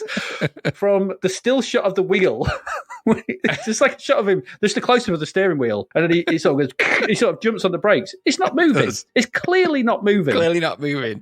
Then there's the rubbish dummy that gets hit. The dummy that gets hit of the girl is so... Oh, dear. It's just ridiculous. But then... There's this shot from inside the car, and she's pinned against the window. And I was absolutely howling. I've posted a picture here. I grabbed that shot. Who thought that was a good idea? The director going, we'll get a shot from inside, and she's just looking through the window a bit shocked. We've just seen this dummy get crunched. It's the way her hair is like up on the window. It's like, why would it do that? Oh, dear. I laughed myself silly this afternoon watching this. I watched it about 10 times. It's not great, and there's loads of episodes of Children's Ward. It was for ages. It was I might have to sort of see if there's other 11 years it was running, Children's Ward as a show. Oh dear. Just go watch that. Just watch first one, series 1, episode 1. You only have to watch the first 5 minutes. Yeah, tells you all you'll ever need. Exactly, and you'll see all sorts of things that don't happen now. Consultants with ties. No, they don't wear them. Look at that. He's wearing a belt. Yeah, it's considered an infection risk now to wear a tie in a hospital. When you're dangling your necktie onto your patient's open wound going, oh, you seem to be gurgling a little bit there. Oh, sorry, my tie is dipped into your neck hole. We'll remove that. And nurse, you might need to put another plaster on that. I'm clearly not a consultant, by the way, although I've clearly just demonstrated all the qualities I need. You could be. I was quite convinced. Yes, well, let's not go into surgery because it ain't going to end well. Got me here, a knife. It's Mr. Greg with a leg for an arm and an arm for a leg. Yes, go and watch Causality for Children if you like that kind of thing. Never did like Accident Watch, really. Just watching accidents in it, not nice. No. 16th of March, Mike and Angelo. This ran for 11 years as well. I don't know why. It's the clip had the most extensive clip notes of any YouTube clip ever. In fact, they ran into the comments because they went on for that long. I had to I had to set some time aside. It's like, oof. When I saw it, I was like, oof, I'm going to have So to... when you click on that little, read more, you click on it, it's like, goodness me, wow, okay. I was like on my buzzer to my partner. It's like, you cancel all my calls for this afternoon. Is it? On day 3 of shooting, I think it was a Thursday, and I think I wore my brown trousers. Oh, wait a minute, no, I didn't. Mavis had them in the wash that day, and I wore green trousers. No, wait a minute, no, it was brown. It was the brown ones. What? It's rubbish. I don't know what the show was about. I gave up. I didn't even think about that. Well, the show is some kind of weird kids program, which starts off cheery enough about a divorced couple from America. And so she relocates to the UK, brings her son with her, who's dead unhappy because he's obviously had to leave his entire life behind in America and comes to live in the UK. And he finds a strange man who can walk on the ceiling in a wardrobe in one of the rooms. Nothing nice about that. That sounds like Insidious. It does. I know. Yeah, that's what I was thinking. I was like, this is. I'm sure this. Yeah, this is. Although Insidious is rubbish. So I'm just saying. Yeah, I watched the new one of those recently. That's rubbish. The Red Door. It's rubbish. terrible. Rubbish. Don't get me started on how rubbish that is. Yeah, this wasn't great. Terrible. Finally, to round out the month, 21st of March was Bradley. Another mystery show. Never heard of it. Lost into the archives. No, it was some kind of kids thing, I think. I don't know. It's very hard to find information about. 6 weeks or something. God only knows. That's it. Highlight of the week has got to be the car crash. Or the... It's not opposite. You can say the highlight of the kid getting run over. But it is a drama show. It is a drama show. She was a dummy. Clearly, you have to see the dummy, and then they shot her inside the car. It's incredible. It's a children's ward. All right, we're going to take a quick break. We'll come back. We've still got 5 games to get through. 5 whole games. 5 whole games. So we'll be back in a moment to get into them. So see you in a bit.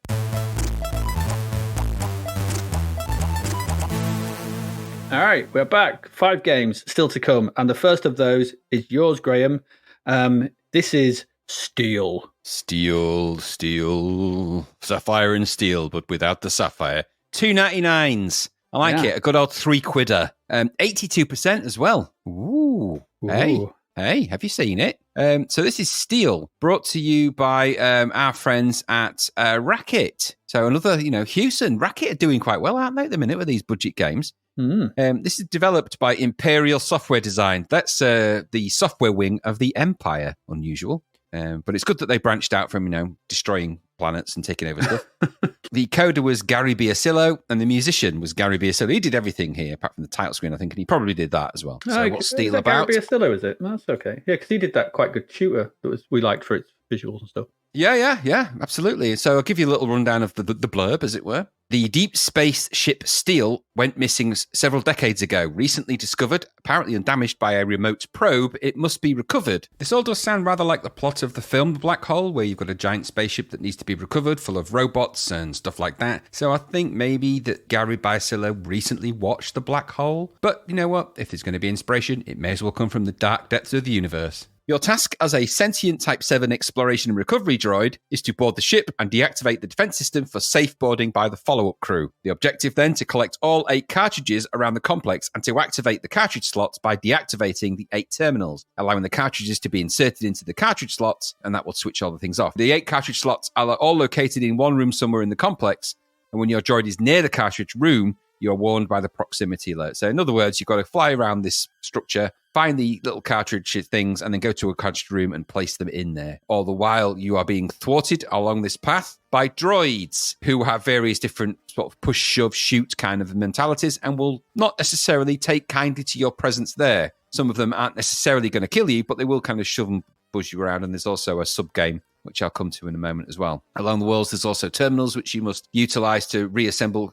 You must reassemble the computer terminals, and you can get information from them. You can also find refuel points as well, because that is a resource in this game. Okay, that gives you the sort of basic rundown of what you got to do. So find the cartridges. Okay, we've all been there. We've all played that. We've all played that game. Now, Gary Biasillo, he's a clever guy, I think. This is a really nice looking game from Racket. And they, like I said, they seem to be the kings of budget at the minute. It clearly stars Vincent from the film The Black Hole. Yes, it does, yes. Which is stands for Vital Information Necessary Centralised, in case you wondered what Vincent was. Of course it does. So, of course it does. No DNA in his scotch could ever. No. The game starts with a nice loading screen, and then you're into the title screen of the game and the logo, some indications of score, and press 5 to start the game. It's all nice, simple colours, good title screen, And it had kind of a Depeche Mode music as well about it, which I think was good. It's got a nice vibe to it all. All looks the part. The loading screen is really good, really well drawn, sort of robot version with the steel logo on it. Really nicely shaded droid. Looks quite cool. Impressive. So the game begins once you press start and you're off. There's only that option on the start screen. Start the game and you're off. You control it over with the joystick in Joyport 2. The screen consists of your score at the top, the level graphics and play area under that, and probably about 2/3, which is about 2/3 of the screen. Below that is a UI with the number of cartridges you hold or can hold, which is 3 any given time. Your current energy level, your fuel, and any signals remaining to find the cartridges. The styling and use of colour is genuinely clever here. It's really good. It's busy on the eye, though, so it can get a bit, there's quite a lot for your eye to take in with all the different colours and bands of colour and stuff like that, and sort of bumps and lumps of the background design. But there's reds and greens and purples and lots of nice pixel shading, and your main sprite is very good as well. So obviously a massive nod to Vincent from the Black Hole, but it looks really nicely crafted in this kind of nice high-res, medium-res overlay that we've seen used to great effect in a few games now. So it's obviously a very good way of doing that kind of sprite effect in the C64. It looks really nice. It's a nicely defined little sprite with the right way to shade a sprite like that. That's a good strength of Gary Biasillo. He's got a real good eye for that. And it's reminiscent of his other Racket game, which was Slayer. So yeah. Biasillo Slayer, it's very similar sort of style to that. You can get a bit lost in the visual depth of colour and pixels, and as can the enemy robots that will float around and bash and sort of bop at you and shoot you. They do respawn as soon as you shoot them, which is a bit of a bind. And you can also bump you, and that costs you energy, which is a kind of annoying thing. That's one of the annoying things about this game, is you get bumped and shoved more than shot at, which is, it just hampers progression through things and just makes the game annoying, not difficult. Or, just shoot things. You should just be able to shoot them. That would make it simpler. You control everything with the joystick left and right to move your Vin robot through the flick screens of the game and amongst the levels. Amongst these are the doorways you can go through by either pushing up or down. It's the kind of standard way for controlling these kind of things. And again, like I say, there's also terminals that you can use. When you get to these, you'll encounter the sub-game. The sub-game is a bit of an odd thing. So when you enter it, you push the joystick to activate the terminal, and then once you're in there, the terminal is, the idea is you've got like a data bus on the right-hand side, and it's kind of protected by a sort of revolving shield up and down. And as you shoot at that, it will break apart the shield in front of the data bus, but those little parts sort of break off and fly back at you and can damage you. Now, obviously, the more you shoot at it, the more it's going to come back at you. And they kind of come back at you quite heavily, so it's actually quite hard to avoid them. And every time you get hit, you get a hit count. And eventually, if you get hit too many times, you're not going to complete the sub-game. Now, it is quite hard to do that, because part of doing those sub-games means you've got to release the locks on some of the cartridge slots to be able to get them out of there and do all those sort of things. So you've got to be able to master this sub-game thing. I don't know. For me, I don't know if I felt like it was something that was masterable. It felt a little bit on the random side where the bullets come back at you for you to be able to really avoid them properly. I think you either had too much speed and you couldn't navigate between the bullets, or the gaps where the bullets fired across back at you weren't big enough for you to be able to navigate through them effectively. So you got hit more often than not. And I suppose there's ways you can mitigate that by shooting maybe towards the bottom and then go to the top and shoot them on. And maybe that's, maybe there's a method or madness to it. But either way, the idea of the sub-game is that once you've hit the item on the right-hand side, there's sort of not the drivers, which is the thing in front, but once you hit the sort of sub-power thing, that will allow the cartridges to be released, and then you can pick them up and obviously get 3 at a time. The idea then is to navigate around, find the room where the cartridges go, put them in, then go back and find the other 5, and so it goes on. So this is definitely one for the mappers, I think, safe to say. If you're into your mapping, you're going to like this. It's another mapper's delight. I think you'd have to, because the levels are pretty and the graphics are nice, but they're very samey. And there's not, door on the left, door slightly less to the left, door in the middle, door slightly to the right, that kind of thing. Are you going to remember those? You're not. You're going to get lost in this game within about 2 seconds. So you need to map it out. Okay, fair enough. But there is a nice sort of shoot 'em up vibe, but is it more of a bump 'em up than a shoot 'em up? I don't know. Or an annoy 'em up? Yeah, I think that's the big problem with it. The graphics are great, and the sound and music all work really well, but the enemies come really quickly, and they become very tiresome really quickly, because they just bump you around all the time, and you're like, I just want to get there. And it feels like they're just always pushing you back from somewhere, and the game shouldn't be that. The game should be, you blasting your way through this ship to try and Cybernoid style, blasting through. They could have mixed a bit more of Cybernoid in it, and a bit less of the Cybernoid's weird, got to collect all the things, and if you haven't got enough at the end, you don't make it. So maybe a bit more shooty logic, a bit less bumping around, bumper cars logic. So I think that's a little bit of a mistake. And it is also, the sub-game is actually quite hard, as is the game. The game is actually quite ridiculously hard at times. So it doesn't take long before you're plowing your way through your energy and stuff like that. And you can top it up and stuff. And also the signal detection system is a little bit on the vague side. It just needs, clearer indication would have been easier than just sort of, the signals at strength, whatever. It's like, I don't know if I'm near where I need to be. I don't know. And I can imagine once you find your way to the cartridge, I never actually found the cartridge room. I found 3 of the cartridges, couldn't find the room for love nor money, and I was just lost. And I thought, I'm not mapping you, nor could I be bothered to find one. But after all of that said, what we're talking about something is £3. The game is massively challenging, but the logic of the game is simple. If you can put up with being bumped and pushed and less shootery, more bumping around, the pixel work is tremendous here, and the controls are responsive, albeit that it just feels a little bit like the game isn't quite there. It's just not quite where it needs to be. But that said, £3 isn't a bad price for that. And I quite liked it. It's a reminder, though, even with its little problems and quirks, which it does have, okay, in the right hands, the C64 is capable of very nice graphics, really good music, really decent looking games in the right hands for £3.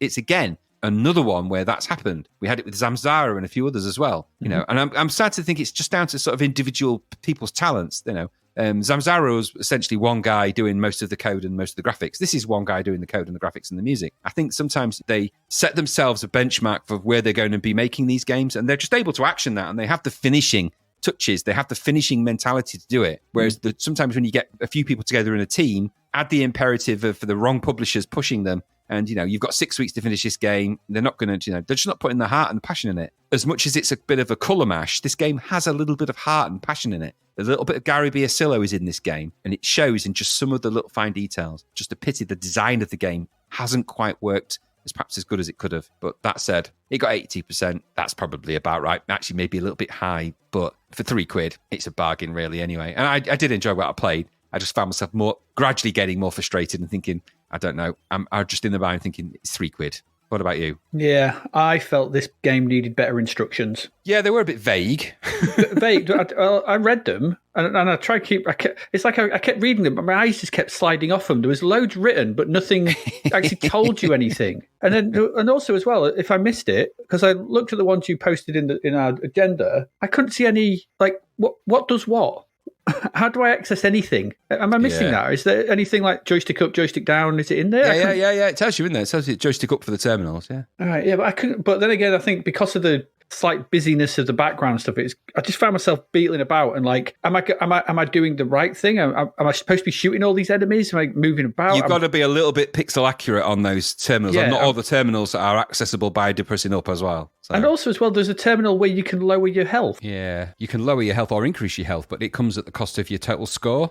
Yeah, I just found myself I was just completely unaware of what to do. I beetled about the complex, shooting other robots, bouncing off them. I went through rooms, I picked up those core rods, whatever. I powered up and I powered down at terminals. I just didn't have a clue what I was doing. And I just, I read the instructions, I read them again, and I was like, I know I've got to click these things, but where do I take them? And where's these?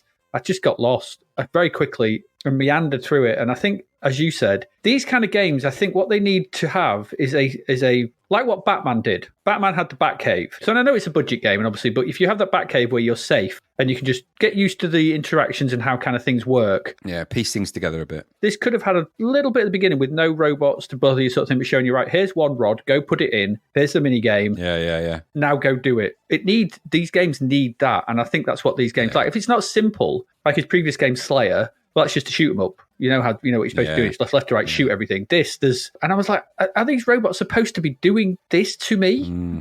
I don't know. Like you said, though, looks great. Really nice sprite work, backgrounds. They are really well drawn and they are really cool to look at and everything. For £3, the production quality is high on this. Music's good. Controls are decent and it's fast and everything's there. But I just didn't have a clue. And I think that was a problem. So it lost me. But, perseverance maybe, but it's just give me an easier in. Yeah, I think that's the problem with it. And I think you're hitting problems before you're hitting solutions in this game. And it's never a good thing. You need to have solved a couple of things before you start getting too much difficulty thrown at you, or you're going to be like bouncing off it a little bit. Yeah, like I was doing off all those robots all the time. Yeah, exactly that. There you go. That's Steel. Looks great. I think 82% is, I don't know, production value stuff. Hard with budget games, isn't it? Yeah, I don't know. It's only 10% off Lead Storm, so I'm like, come on. There you go.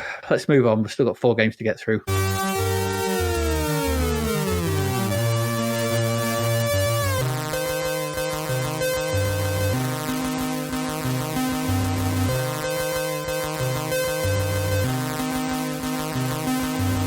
And our next one, well, are you a golf master? Well, I do have my moments. Well, with Golf Master, which is our game at the moment, it's £2.99. You can be. Maybe. This is another one from Racket, another Racket game. This is £3, and for that £3, you get all of one course to play with 3 of your friends if you really don't like them. This was created by Mikko Heleva. I think it's a Finnish guy. It says somewhere in the lemon, I think. And has a title screen by Stephen Robertson. That is, of course, Sir to you and I. This is a golf game with little information about what you're doing and very little skill needed. True. But, we'll come to all that later. Because once the game has loaded and we have enjoyed the rather good title screen, we are instantly treated to the music. Oh, Lord. Some kind of plinky-plonk nightmare jazz horror. There's no place in anything other than some kind of New Orleans card game, perhaps. That's all I could think of. Not in a golf game. No. I just nowhere. It's an oral abomination that set my teeth on edge. And it wouldn't be so bad, but it says press run stop to turn off the music. But that's only in-game. It's like they're taunting you. So it's got to be endured on the title screen. Oh, it's awful. It's dreadful, horrible. And then it stops and goes into a different tune and it's... Not good. On that title screen, if you're putting up the music, you can choose the number of players from 1 to 4, whether to play at novice, amateur, or professional level. Not that any of those actually matter. Whether to play a competition or practice, and whether to play all 18 holes, holes 1 to 9, holes 10 to 18, or just a single hole in particular. If you choose competition, then once you start the game, you have to enter your name via a Hypersports style star input thing, which seems really out of place in a game like this. Just like, oh, that's presentationally pretty good, but okay. And once done, you're into the game. And so this is a top-down affair seen from about 3 miles in the air. And we've seen this ages ago. We had multiple Nick Faldos all vying for our attention. I thought this is very similar to, what that was like about episode 5, wasn't it, or 6. So the present hole you're on takes up just over sort of half of the bottom of the screen. And, it's got all the trees and the rough and the fairway and the light you could ever want because, you're seeing it from way up in the sky. But you're not seeing it far enough because the hole may not fit on the screen. So the entirety of that hole won't fit on the screen. So you can hold the space bar to scroll it along to see it all.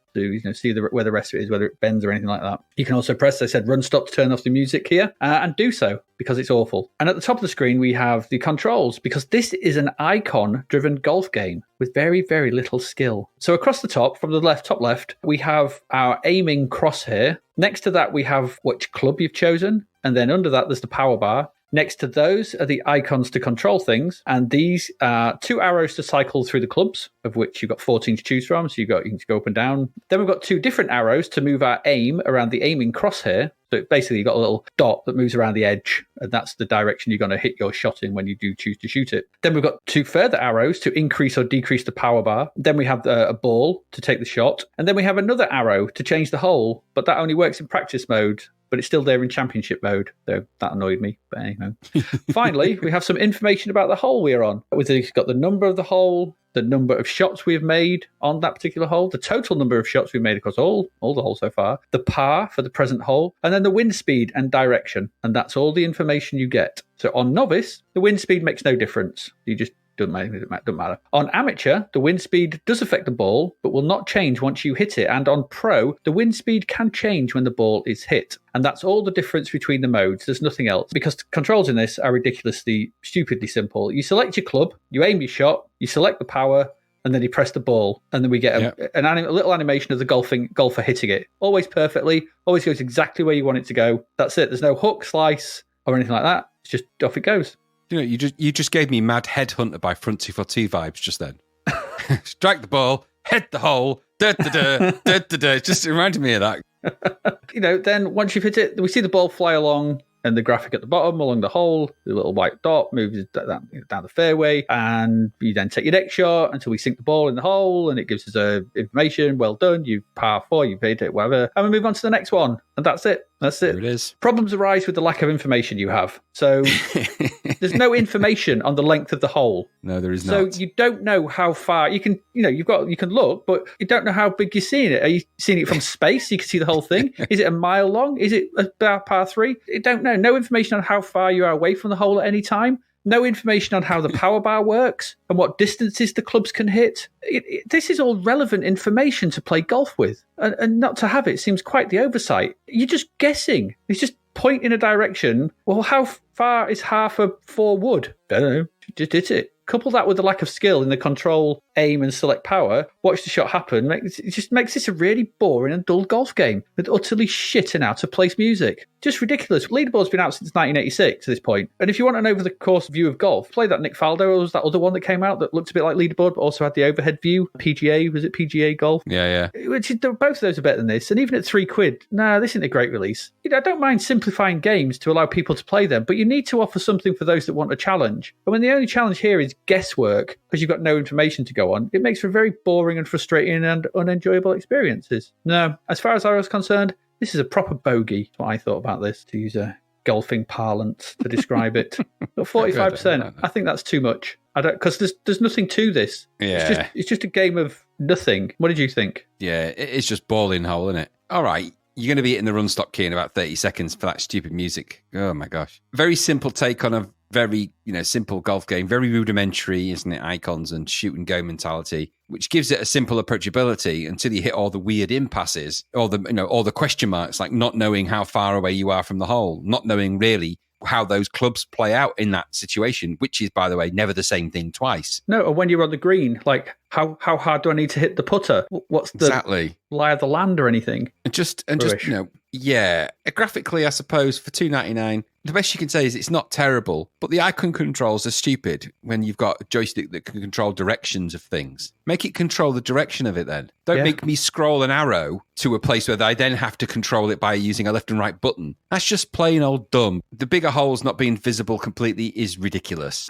They get away with it in Leaderboard, sort of, because Leaderboards gives you a map that you can bring up of the hole. And also you get an idea of the distance, and that's my big thing here really is this. These little bugs aside and everything else, this is okay. You might think, well, it's $2.99 and maybe you can, pass the time. Maybe, I don't know. But Leaderboard probably out on budget by this point. In fact, I think it is. Yeah, bound to So be. why on earth would you pay $2.99 for this when you could probably pay $2.99 for Leaderboard, which is way superior than anything else you're doing here by a mile. So I don't think there's any appeal to this. This can only be a game that would be bought by accident. Your Auntie Margaret's bought it for you, thinking it was, a golf game. You like golf, don't you? Yeah, you got a golf game. You like golf. It's a good golf game. It's got... And you think, no, it's not a good golf game, that, Auntie. It's not. It's not Leaderboard, is it? And I did write the words Leaderboard on that list, didn't I? I didn't say Golf Master.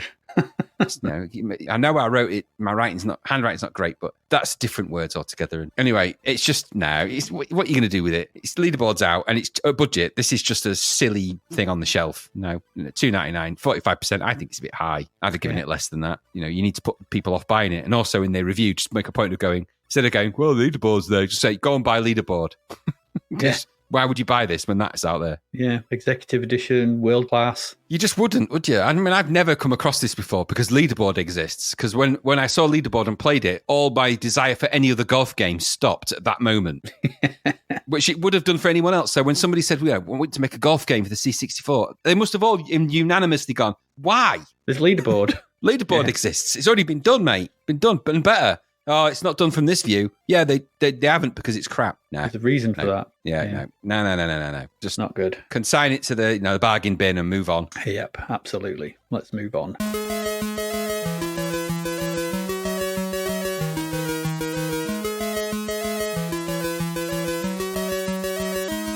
And maybe our next one. It's another high from the sky one. This is Jet Bike Simulator. Ugh. Why am I getting all these Oliver Twin design things? I don't know. Well, I done. So this is Codemasters. Weird price for Codemasters, though. Codemasters, famous for their budget releases. This ain't budget price, though, is it? We spoke about it briefly in the last episode. $8.99 for this. Even with its weird 1 for normal, 2 for expert. So it's one of those where it comes on. Because I think it comes with the easy game and the hard game and 4 extra tracks, I think, which you can load in independently. I think that's what it came with, I think. Yeah. Whole bunch of stuff that you won't enjoy. It's got things that you could potentially like. The blurb says, jet skiing is an up-and-coming sport. Fast, furious, and above all, fun. So why don't you call it Jet Ski Simulator then? Yeah, I was just thinking that. Why is it called Jet Bike? Don't know. It's not on a jet bike. You're on a jet ski. Don't know. Yep. The Oliver twins have incorporated jet skiing's best aspects with some stunningly sophisticated programming. This is from the Spectrum box, I'm guessing, because it was the Spectrum game turned C64 game, don't you know? It was. It's also got Trent Reznor on the front cover. It's we said that, anyway, it's Trent Reznor's jet bike simulator. It's not a jet bike, it's a jet ski. Anyway, once you've mastered the easy version, you can move up to the hard version or just load it in, which will challenge the abilities of even the best games players. It will challenge the patience. I'll grant you that. Not necessarily say it was the abilities. Weave your way around islands and bridges, avoiding the deadly weed that will choke up your motor. Right, enough of that. That's enough. It's enough. So this is another one in a long line of simulating things game. This time, jet skis, not bloody jet bikes. There's no jet bikes involved in this. So the game starts. It's got speech, Adrian. Loads of crackly speech. Oh, the crackly speech. I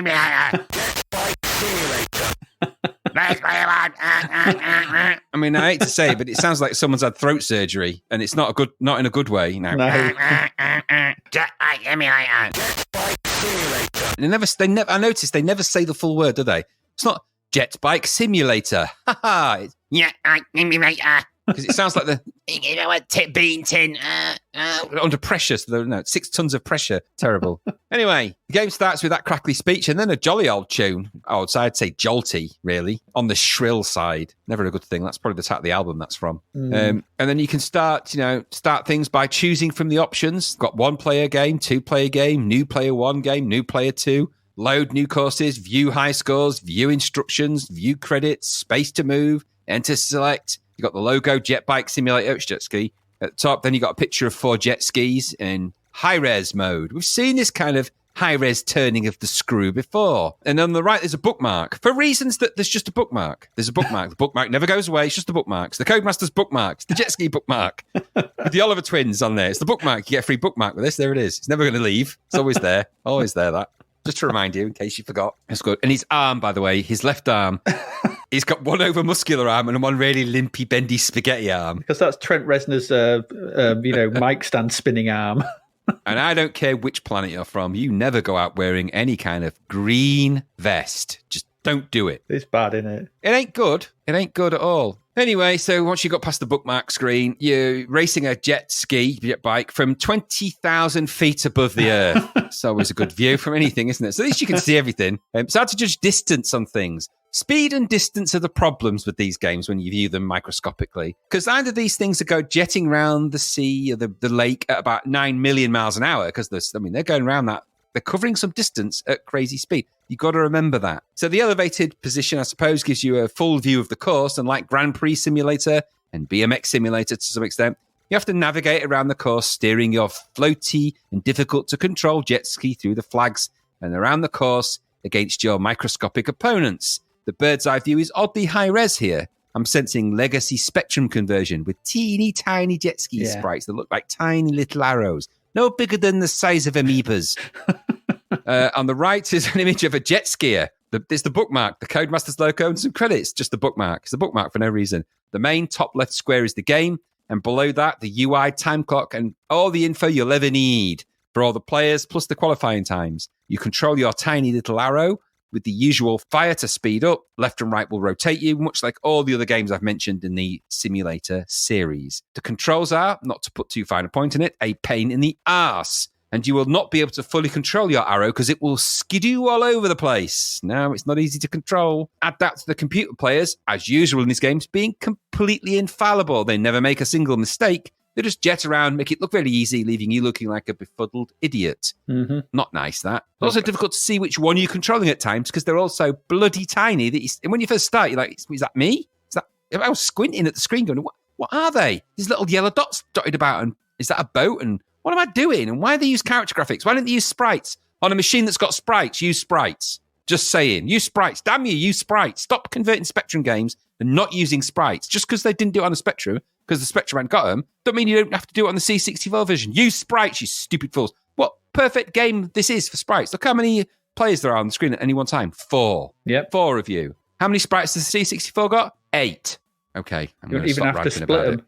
You wouldn't. You don't even have to do a multiplexer. In fact, you've had to try harder to do what they've done with this than you would with just a simple sprite controller. Anyway, ho-hum. All this, add this to the impossible to beat computers, difficult to see you controlling. The collision around the scenery is just so unforgiving, it's unpleasant. It's anger-inducing. It don't happen for the CPU players, though. They can touch whatever the hell they like. You can't. You hint a hair's breadth of any one of those bits of grass, like, all over the place you are.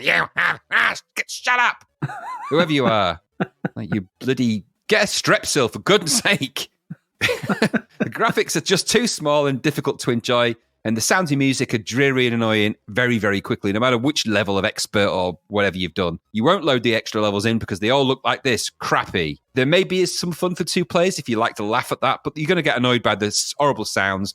You're not going to know what you're controlling. You're going to skid around and crash. You're always going to get beaten by the computer because you're never going to win against that. Make one mistake and you're done. And on top of that, it's expensive for what all of this is as well. Why are all the other simulator games cheaper? Why is this one the most expensive? It's the crappiest out of the lot. This is way crappier than the BMX simulator. Yeah. So I don't get why this one's the most expensive. Why is it? Why is this one expensive? What is it doing that makes it more expensive? Are jet skis more expensive generally? I suppose they are, really. But I mean, the games have to be. I don't get it. Just stick to a BMX simulator or Grand Prix simulator if you want this kind of thing, if you're going to play this kind of thing. Avoid this jet ski related crapola. I don't like it. Annoyed me. Expensive. Codemasters rubbish. What about you? Yeah, £9. £9 for this. 9.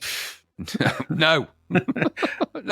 No. Substandard BMX simulator several years down the line. It's £9. The graphics are poor. The jet bikes are like no jet bike I've ever seen because they're supposed to be jet skis. This actually was re-released as Championship Jet Ski Simulator. Oh, for God's sake! Somewhere down the line, all they did was just change the title screen to say jet what a jet bike was. Yeah, nobody. Stupid. And it's got a new cover as well. But it's just rubbish. The sounds are dull. The speech is terrible. The cuss are naff. I don't understand this from any angle, especially one that's 100 foot in the air. And the rest. I guess it works, and there's multiplayer, like I said. But that Grand Prix one with the little boxes was way better than this. Yes, it was. That was way better. More fun, and just playing better, and £7 cheaper. Yeah, the racing toes, way better. Yeah, rip-off simulator more like this was. It is, yeah, it is. Dreadful. Like, how could you charge, like, they're going, oh, yeah, but it's got this on it. No, it's stupid, and you're writing the instructions, jet skis. Yeah, and stop charging extra for difficulty, you robbers. Looking at it, you did get a free poster and a sticker, because you did want one, wouldn't you? Yeah, and everyone's going to look at it and go, why does it say jet bike? It does say that. They're stupid fools. It does. Oliver! It's a jet ski! Down the road, getting away on their jet bikes. That's a jet bike! Yeah. Rubbish. Yeah, no, this is just pointless Spectrum conversion. It just looks like a Spectrum game, feels like a Spectrum game. Yeah, no, don't like this at all. Let us move along and navigate our way out of the horrible collision of the courses, which obviously I didn't want to mention as well, but it's dreadful. It's just... Anyway, here we go. Let's move on to our next one. We got 2 left? 2 left. 2 left. 2 left. Let's move to the next one. And it's another budget title. Well, I say another budget title. It's a budget title. This is Master Blaster. Yep. 2 men enter, 1 man leave.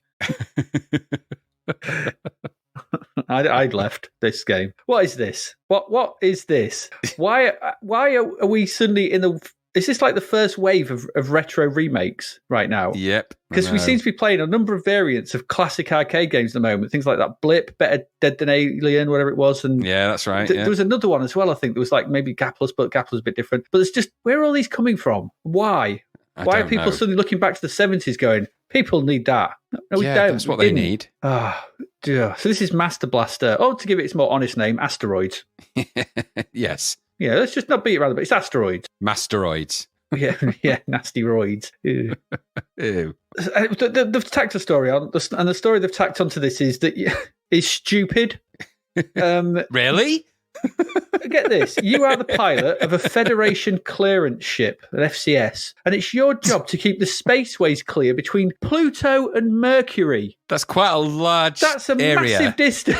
That is really big. That's the entirety of the solar system. Yeah, that's quite a lot. Space is quite big, remember? We've been through the physics of this before, I feel. I know there's the asteroid belt out beyond Mars, and I know it's pretty big.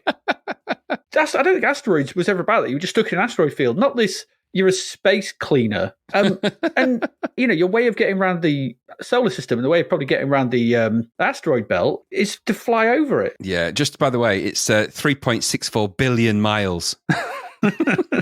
God. That's how far it is. You're going to need a massive Henry Hoover to keep that clear. That's 3.64 billion miles away between Mercury and Pluto. Yeah. Idiots. You haven't kept the spaceways clear for 364 billion miles. Missed a bit. Missed a bit. It's like, it's going to take you lifetimes. It's ridiculous. Because, space is flat. It's three-dimensional. It's massive. So you can go around stuff. I don't know. What do I know? All I know is that for some reason I'm having to play Asteroids again. So this is coding by Mark Hughes and James Doyle, music by Christopher Bergman, and graphics by Harjinder Rai and Peter Wolf, and design and coordination by David Baxter. What design? Why is there a credit for that? It's obviously just the mate. Can I have a credit? Yeah. Did you make this? Yeah, I made that. Yeah, I did that. Yeah. 7 people to make an Asteroids clone, and someone has a design credit. I don't get it. I don't understand. I think it's over-egging the pudding just a bit, but what do I know? The first thing you'll notice on this is that it is keyboard controlled. That's annoying.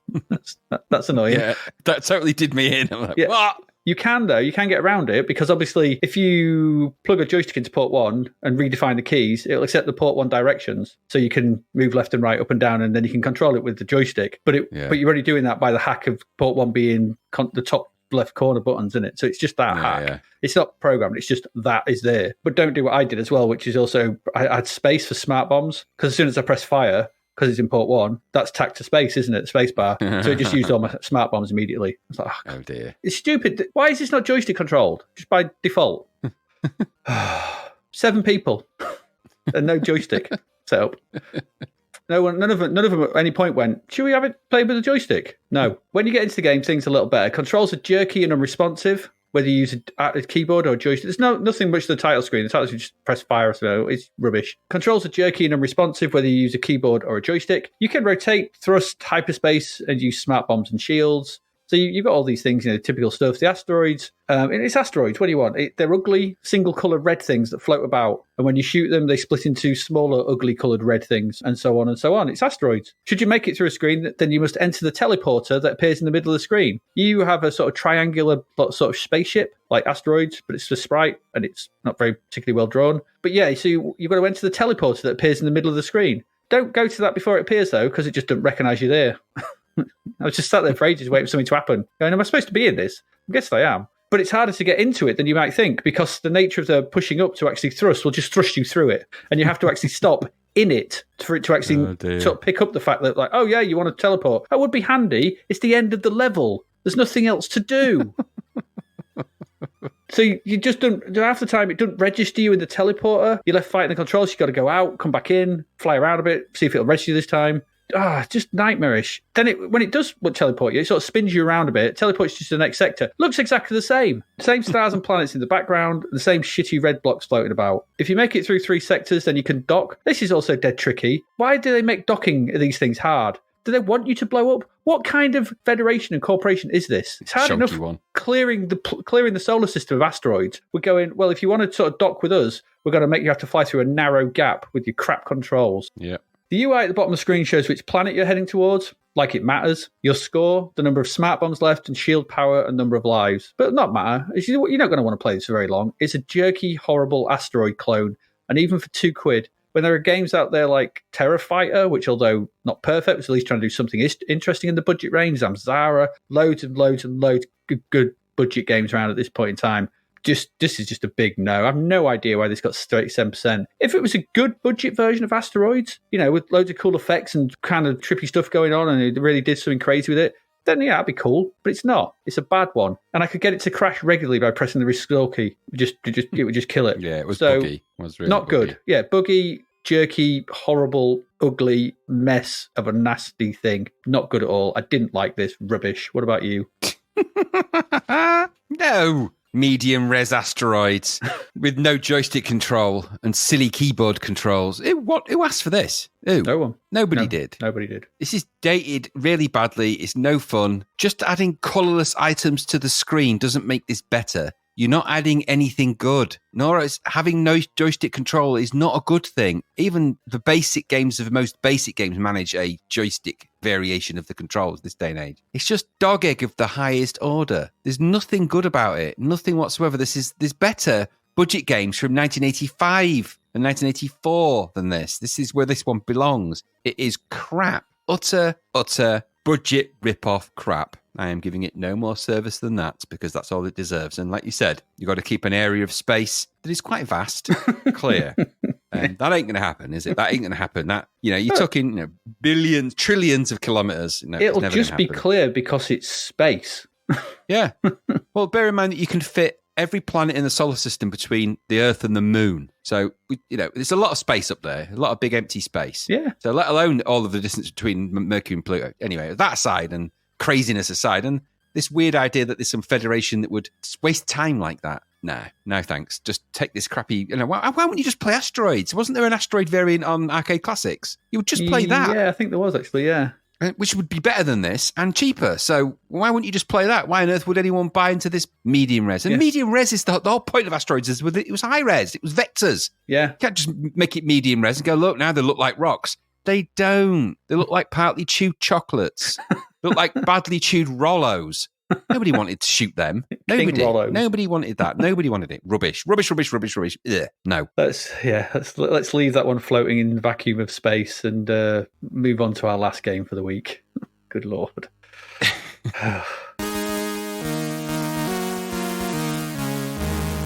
And that one is yours, Graham. It's Tiger Road. So this is Tiger Road. All right. Now, you know what? Let's not be too harsh on this. Let's take a look at this now as best we can. This is another arcade conversion, another weird arcade conversion. This one got 73% though, so it's it's on the positive side of the Venn diagram of utter trash. And the publisher was Go, of course. Copyright is Capcom. It was coded by Keith Perkis, and the musician was Jason C. Brook. Now, Tiger Road, aka Hepburn, Tora Inomishi, is a hack and slash platform game originally released in 1987 as a coin-op arcade game. In Tiger Road, the player is placed in the shoes of a master of the tiger technique of O-Lin, a guy called Lee Wong. Before you start the game, Lee's comrades were attacked by warriors of the dragon god Ryuken, who kidnapped the children studying O-Lin. To win the game, the player must advance past 5 stages and retrieve scrolls through training areas, which are the bonus stages in the game, to acquire health and weapon power upgrades, and also the double-headed tiger fighting technique, the Tora Kiku, in-game, to defeat Ryuken, rescue the children, and reclaim his power.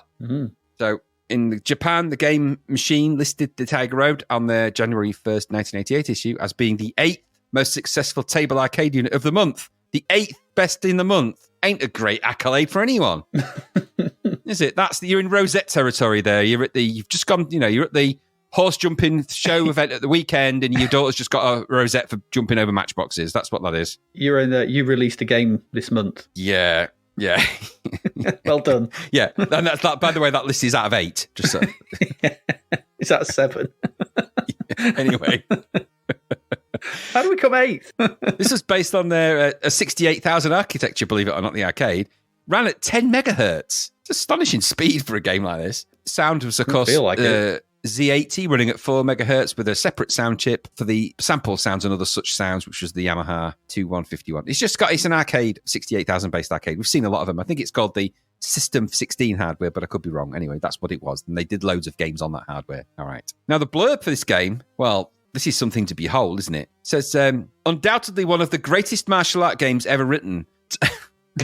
Yeah. Tiger Road is practically 4 games rolled into one. Practically 4 games. You, as Lee Wong, set out on a quest to free the kidnapped children seized from the local villages by the evil Ryuken O, so it's called Ryuken O on this, to be brainwashed into his army, essentially. I'll cut out the middle bit of rubbish there. To defeat Ryuken O, you must undertake a hazardous journey against awesome opponents like samurai warriors, giants, and dragons, who are only a few of the obstacles destined to prevent you from freeing the captives. So it's the samurai warriors, the giants, and the dragons. Oh my. Stunning graphics, pulsating action. And things that describes as pulsating action, that's when you're Love Honey websites. They tend to have a lot of that kind of thing. Superb gameplay make Tiger Road a legend in the history of games. Oh, really? I would see your point there, and I raise you 8th the most successful game of the month. Out of 6. So, legend in the history of games? 50 sesterces?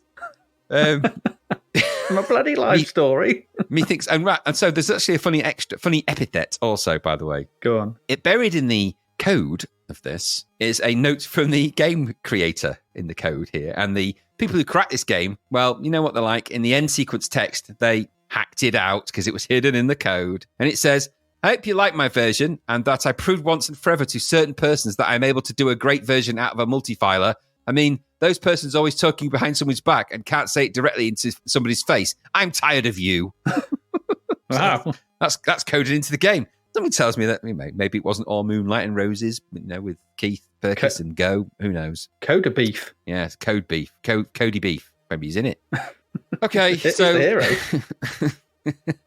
Anyway, this is an attempt at converting the 1987 Capcom arcade with some mixed results. There is in here the basics of the arcade, which is an omni-scrolling fighting game that sees you walking and jumping around some locations, wielding weapons and generally killing stuff in order to get to the end of the level and progress. The arcade is a colourful affair with some nicely designed pixel art and sprites. That's the arcade. C64 version has, well, there are versions of these sort of things in C64 ways. It's been done in the C64 style.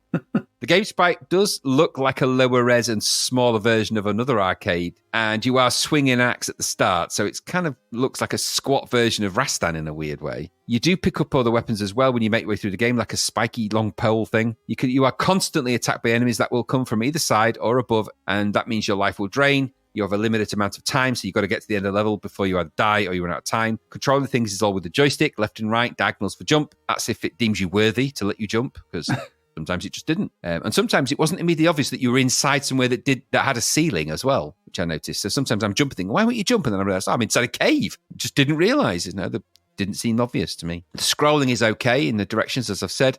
And you do get larger bosses, which are in the arcade. Not what you call massive, and they're not exactly like the arcade, and, well, nothing is. Notably, not all of them are here, though, and not all the levels are the same either. This is a multi-load 2, which is like, oh, so God. Yep. The UI is a simple affair. At the top is your score, energy level, and your enemy when they appear, and your remaining time. At the bottom is your number of lives, just thrown in for good measure at the bottom, which maybe it still makes me laugh, because I'm not sure what that is. It looks like a gingerbread man. It just says gingerbread equals 6. Like, hey, I've got 6 gingerbreads. Woohoo! It's got to be good.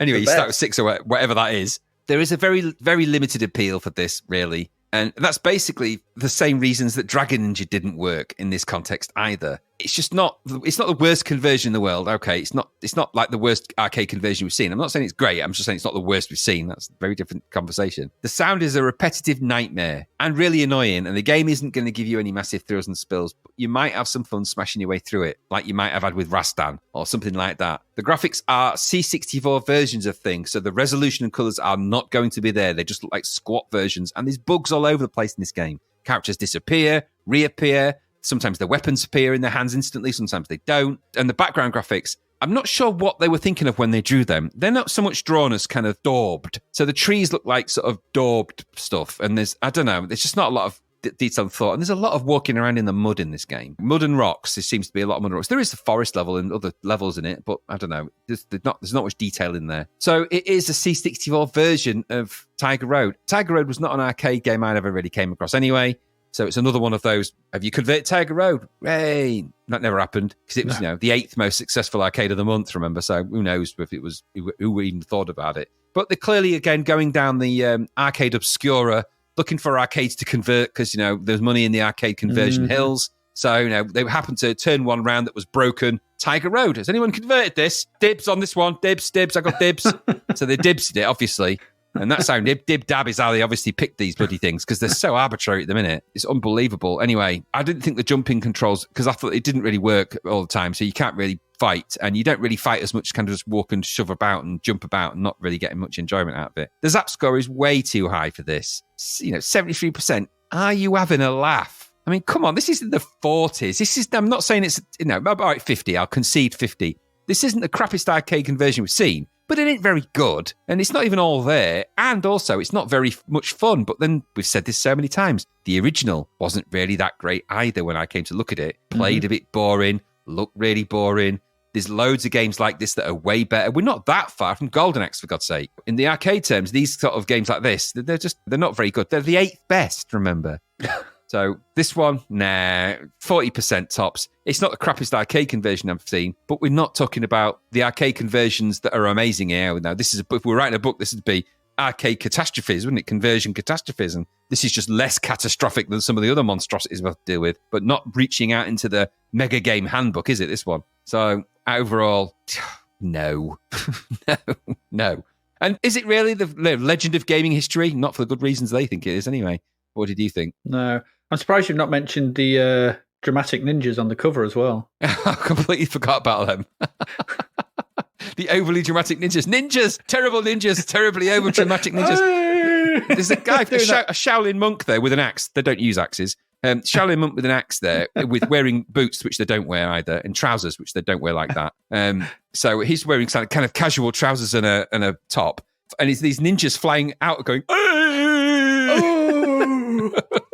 Dramatic ninja attack! I'm a ninja! Oh! Hey, we'll put the cover in the show notes. That's literally that picture has nothing to do with the arcade. And you don't fight ninjas in the game, as far as I'm aware. So I don't know why they're even in it, but maybe you do later. I don't know. Is that ninjas on beds as well?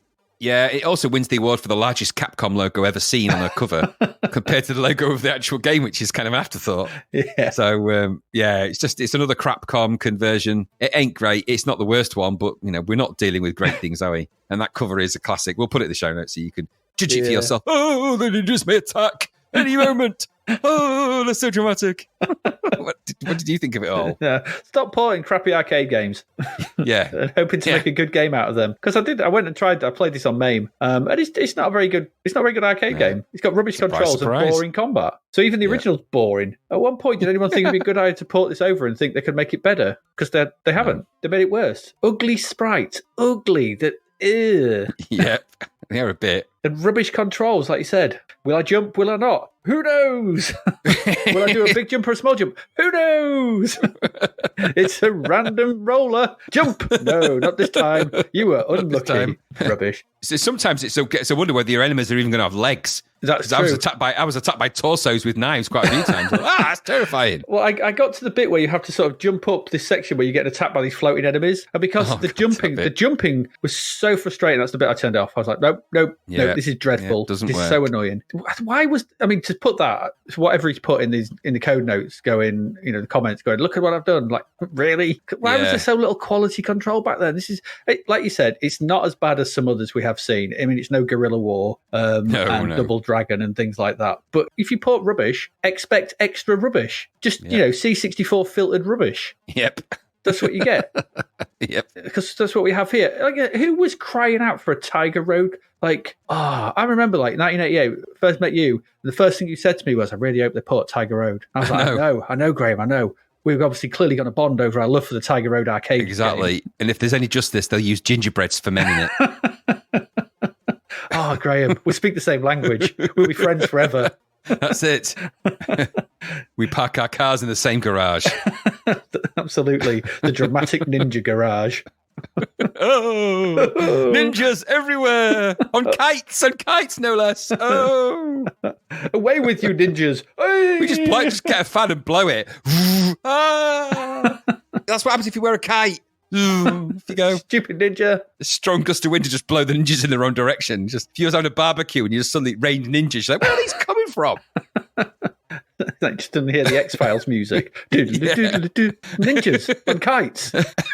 Quick, call him Mulder and Scully. Oh, this is rubbish. 73% is a joke. This is a joke. It's like, what game are they playing? Nothing I recognised. No, rubbish. There we go. Tiger Road. Tiger No. Yeah, yes. Tiger Toad. Yeah. Oh, yeah. Tiger Roid. I've not seen a game that brown in a while. The commitment to brown is quite... It was pretty good brown. on them. Yeah. It's it's not great. Rubbish.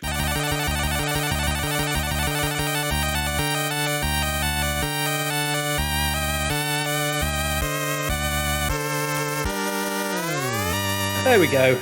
That's it. That's our 9 games for this week. What did we look at? We looked at Lead Storm, which is best of the week. Okay, good. Probably, I think good game. Easily. And then Techno Cop. No, Techno Crap. Terrafighter. Average budget shooter. TKO. Clever. Yeah. Clever. Go for the rounds. Go for the full rounds. Steel. Good looking, but confusing. Golf Master. No. Just buy a leaderboard. Yeah, Jetbike Simulator. It's not jet bikes. It's not a jet bike, you stupid idiots. It's jet skis. It's a jet ski. Master Blaster. No. That was terrible. And finally, Tiger Road. Tiger Road, and it's annoying, floating, dramatic ninja. Oh! There we go. If you want to support us after all that, I think you should. Oh, those dramatic ninjas. Yeah. If you don't support us, we're just going to do more dramatic ninja noises regularly. Or chromatic ninjas. Oh, very good.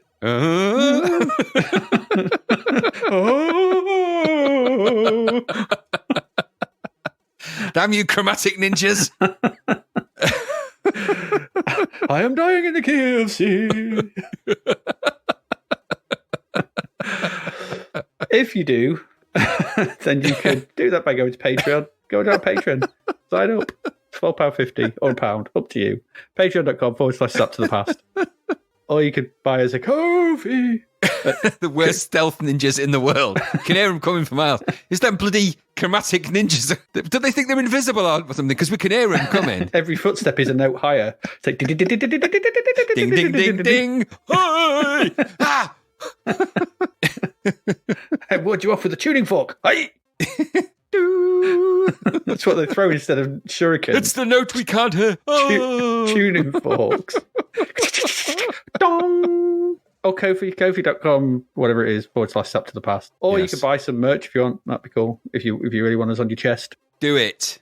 Some great new designs on there for ladies and men. Yeah, it's up to the past. And everyone in between. We're not picky. You know, there's everything for everyone. Yeah, just go on if you want. What we got next week? Well, next week we round off March. The mighty March. The last of the big months, I do believe. So what we got coming up is 10 games next week to round it off with. I know, it's a whopper. And those games, Graham, are Rocket Ranger. Cinemaware. Indeed. Spaceball.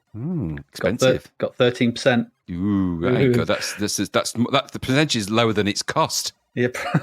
Soldier of Light. Whatever that is. Okay. Loads of S games. Soldier of Light. Super Stuntman. It's got the word super in front of it. Star Ray. That's Ray. Stars. Super Sports. More super Right. stuff. Menace. No. Computer in it. Operation Amiga conversion, yeah. Operation Hormuz. Okay. No idea. Vec Le Mans. Oh, no. And finally, R-Type.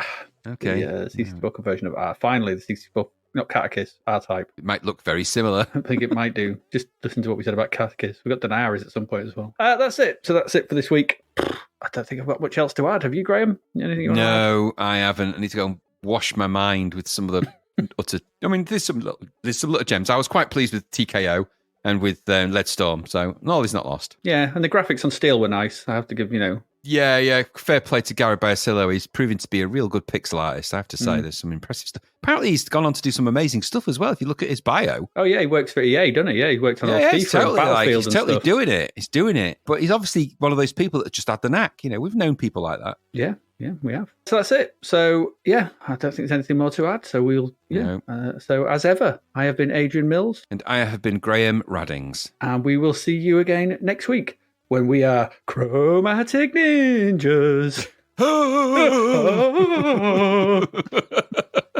Have a good week. Bye. Thank you for listening to the Zapped to the Past podcast. We hope you enjoyed our deep dive into the world of Commodore 64 games, as well as the music, films and TV from around the 1980s, driven, of course, by the issue of Zap 64 magazine published at that time. We will return with a whole new batch of games and stuff to talk about next week. Until then, if you want to listen to or download previous episodes of Zapped to the Past, and why wouldn't you, they can all be found on our website at zappedtothepast.com, as well as being available on Podbean, Apple Podcasts, Google Podcasts, Spotify, Deezer, Audible, Player FM, and, well, pretty much anywhere where we can upload them. By the way, we do always love to hear from our amazing listeners, so if you'd like to contact us about anything in the podcast or beyond, you can do so by emailing us at zappedtothepast@gmail.com.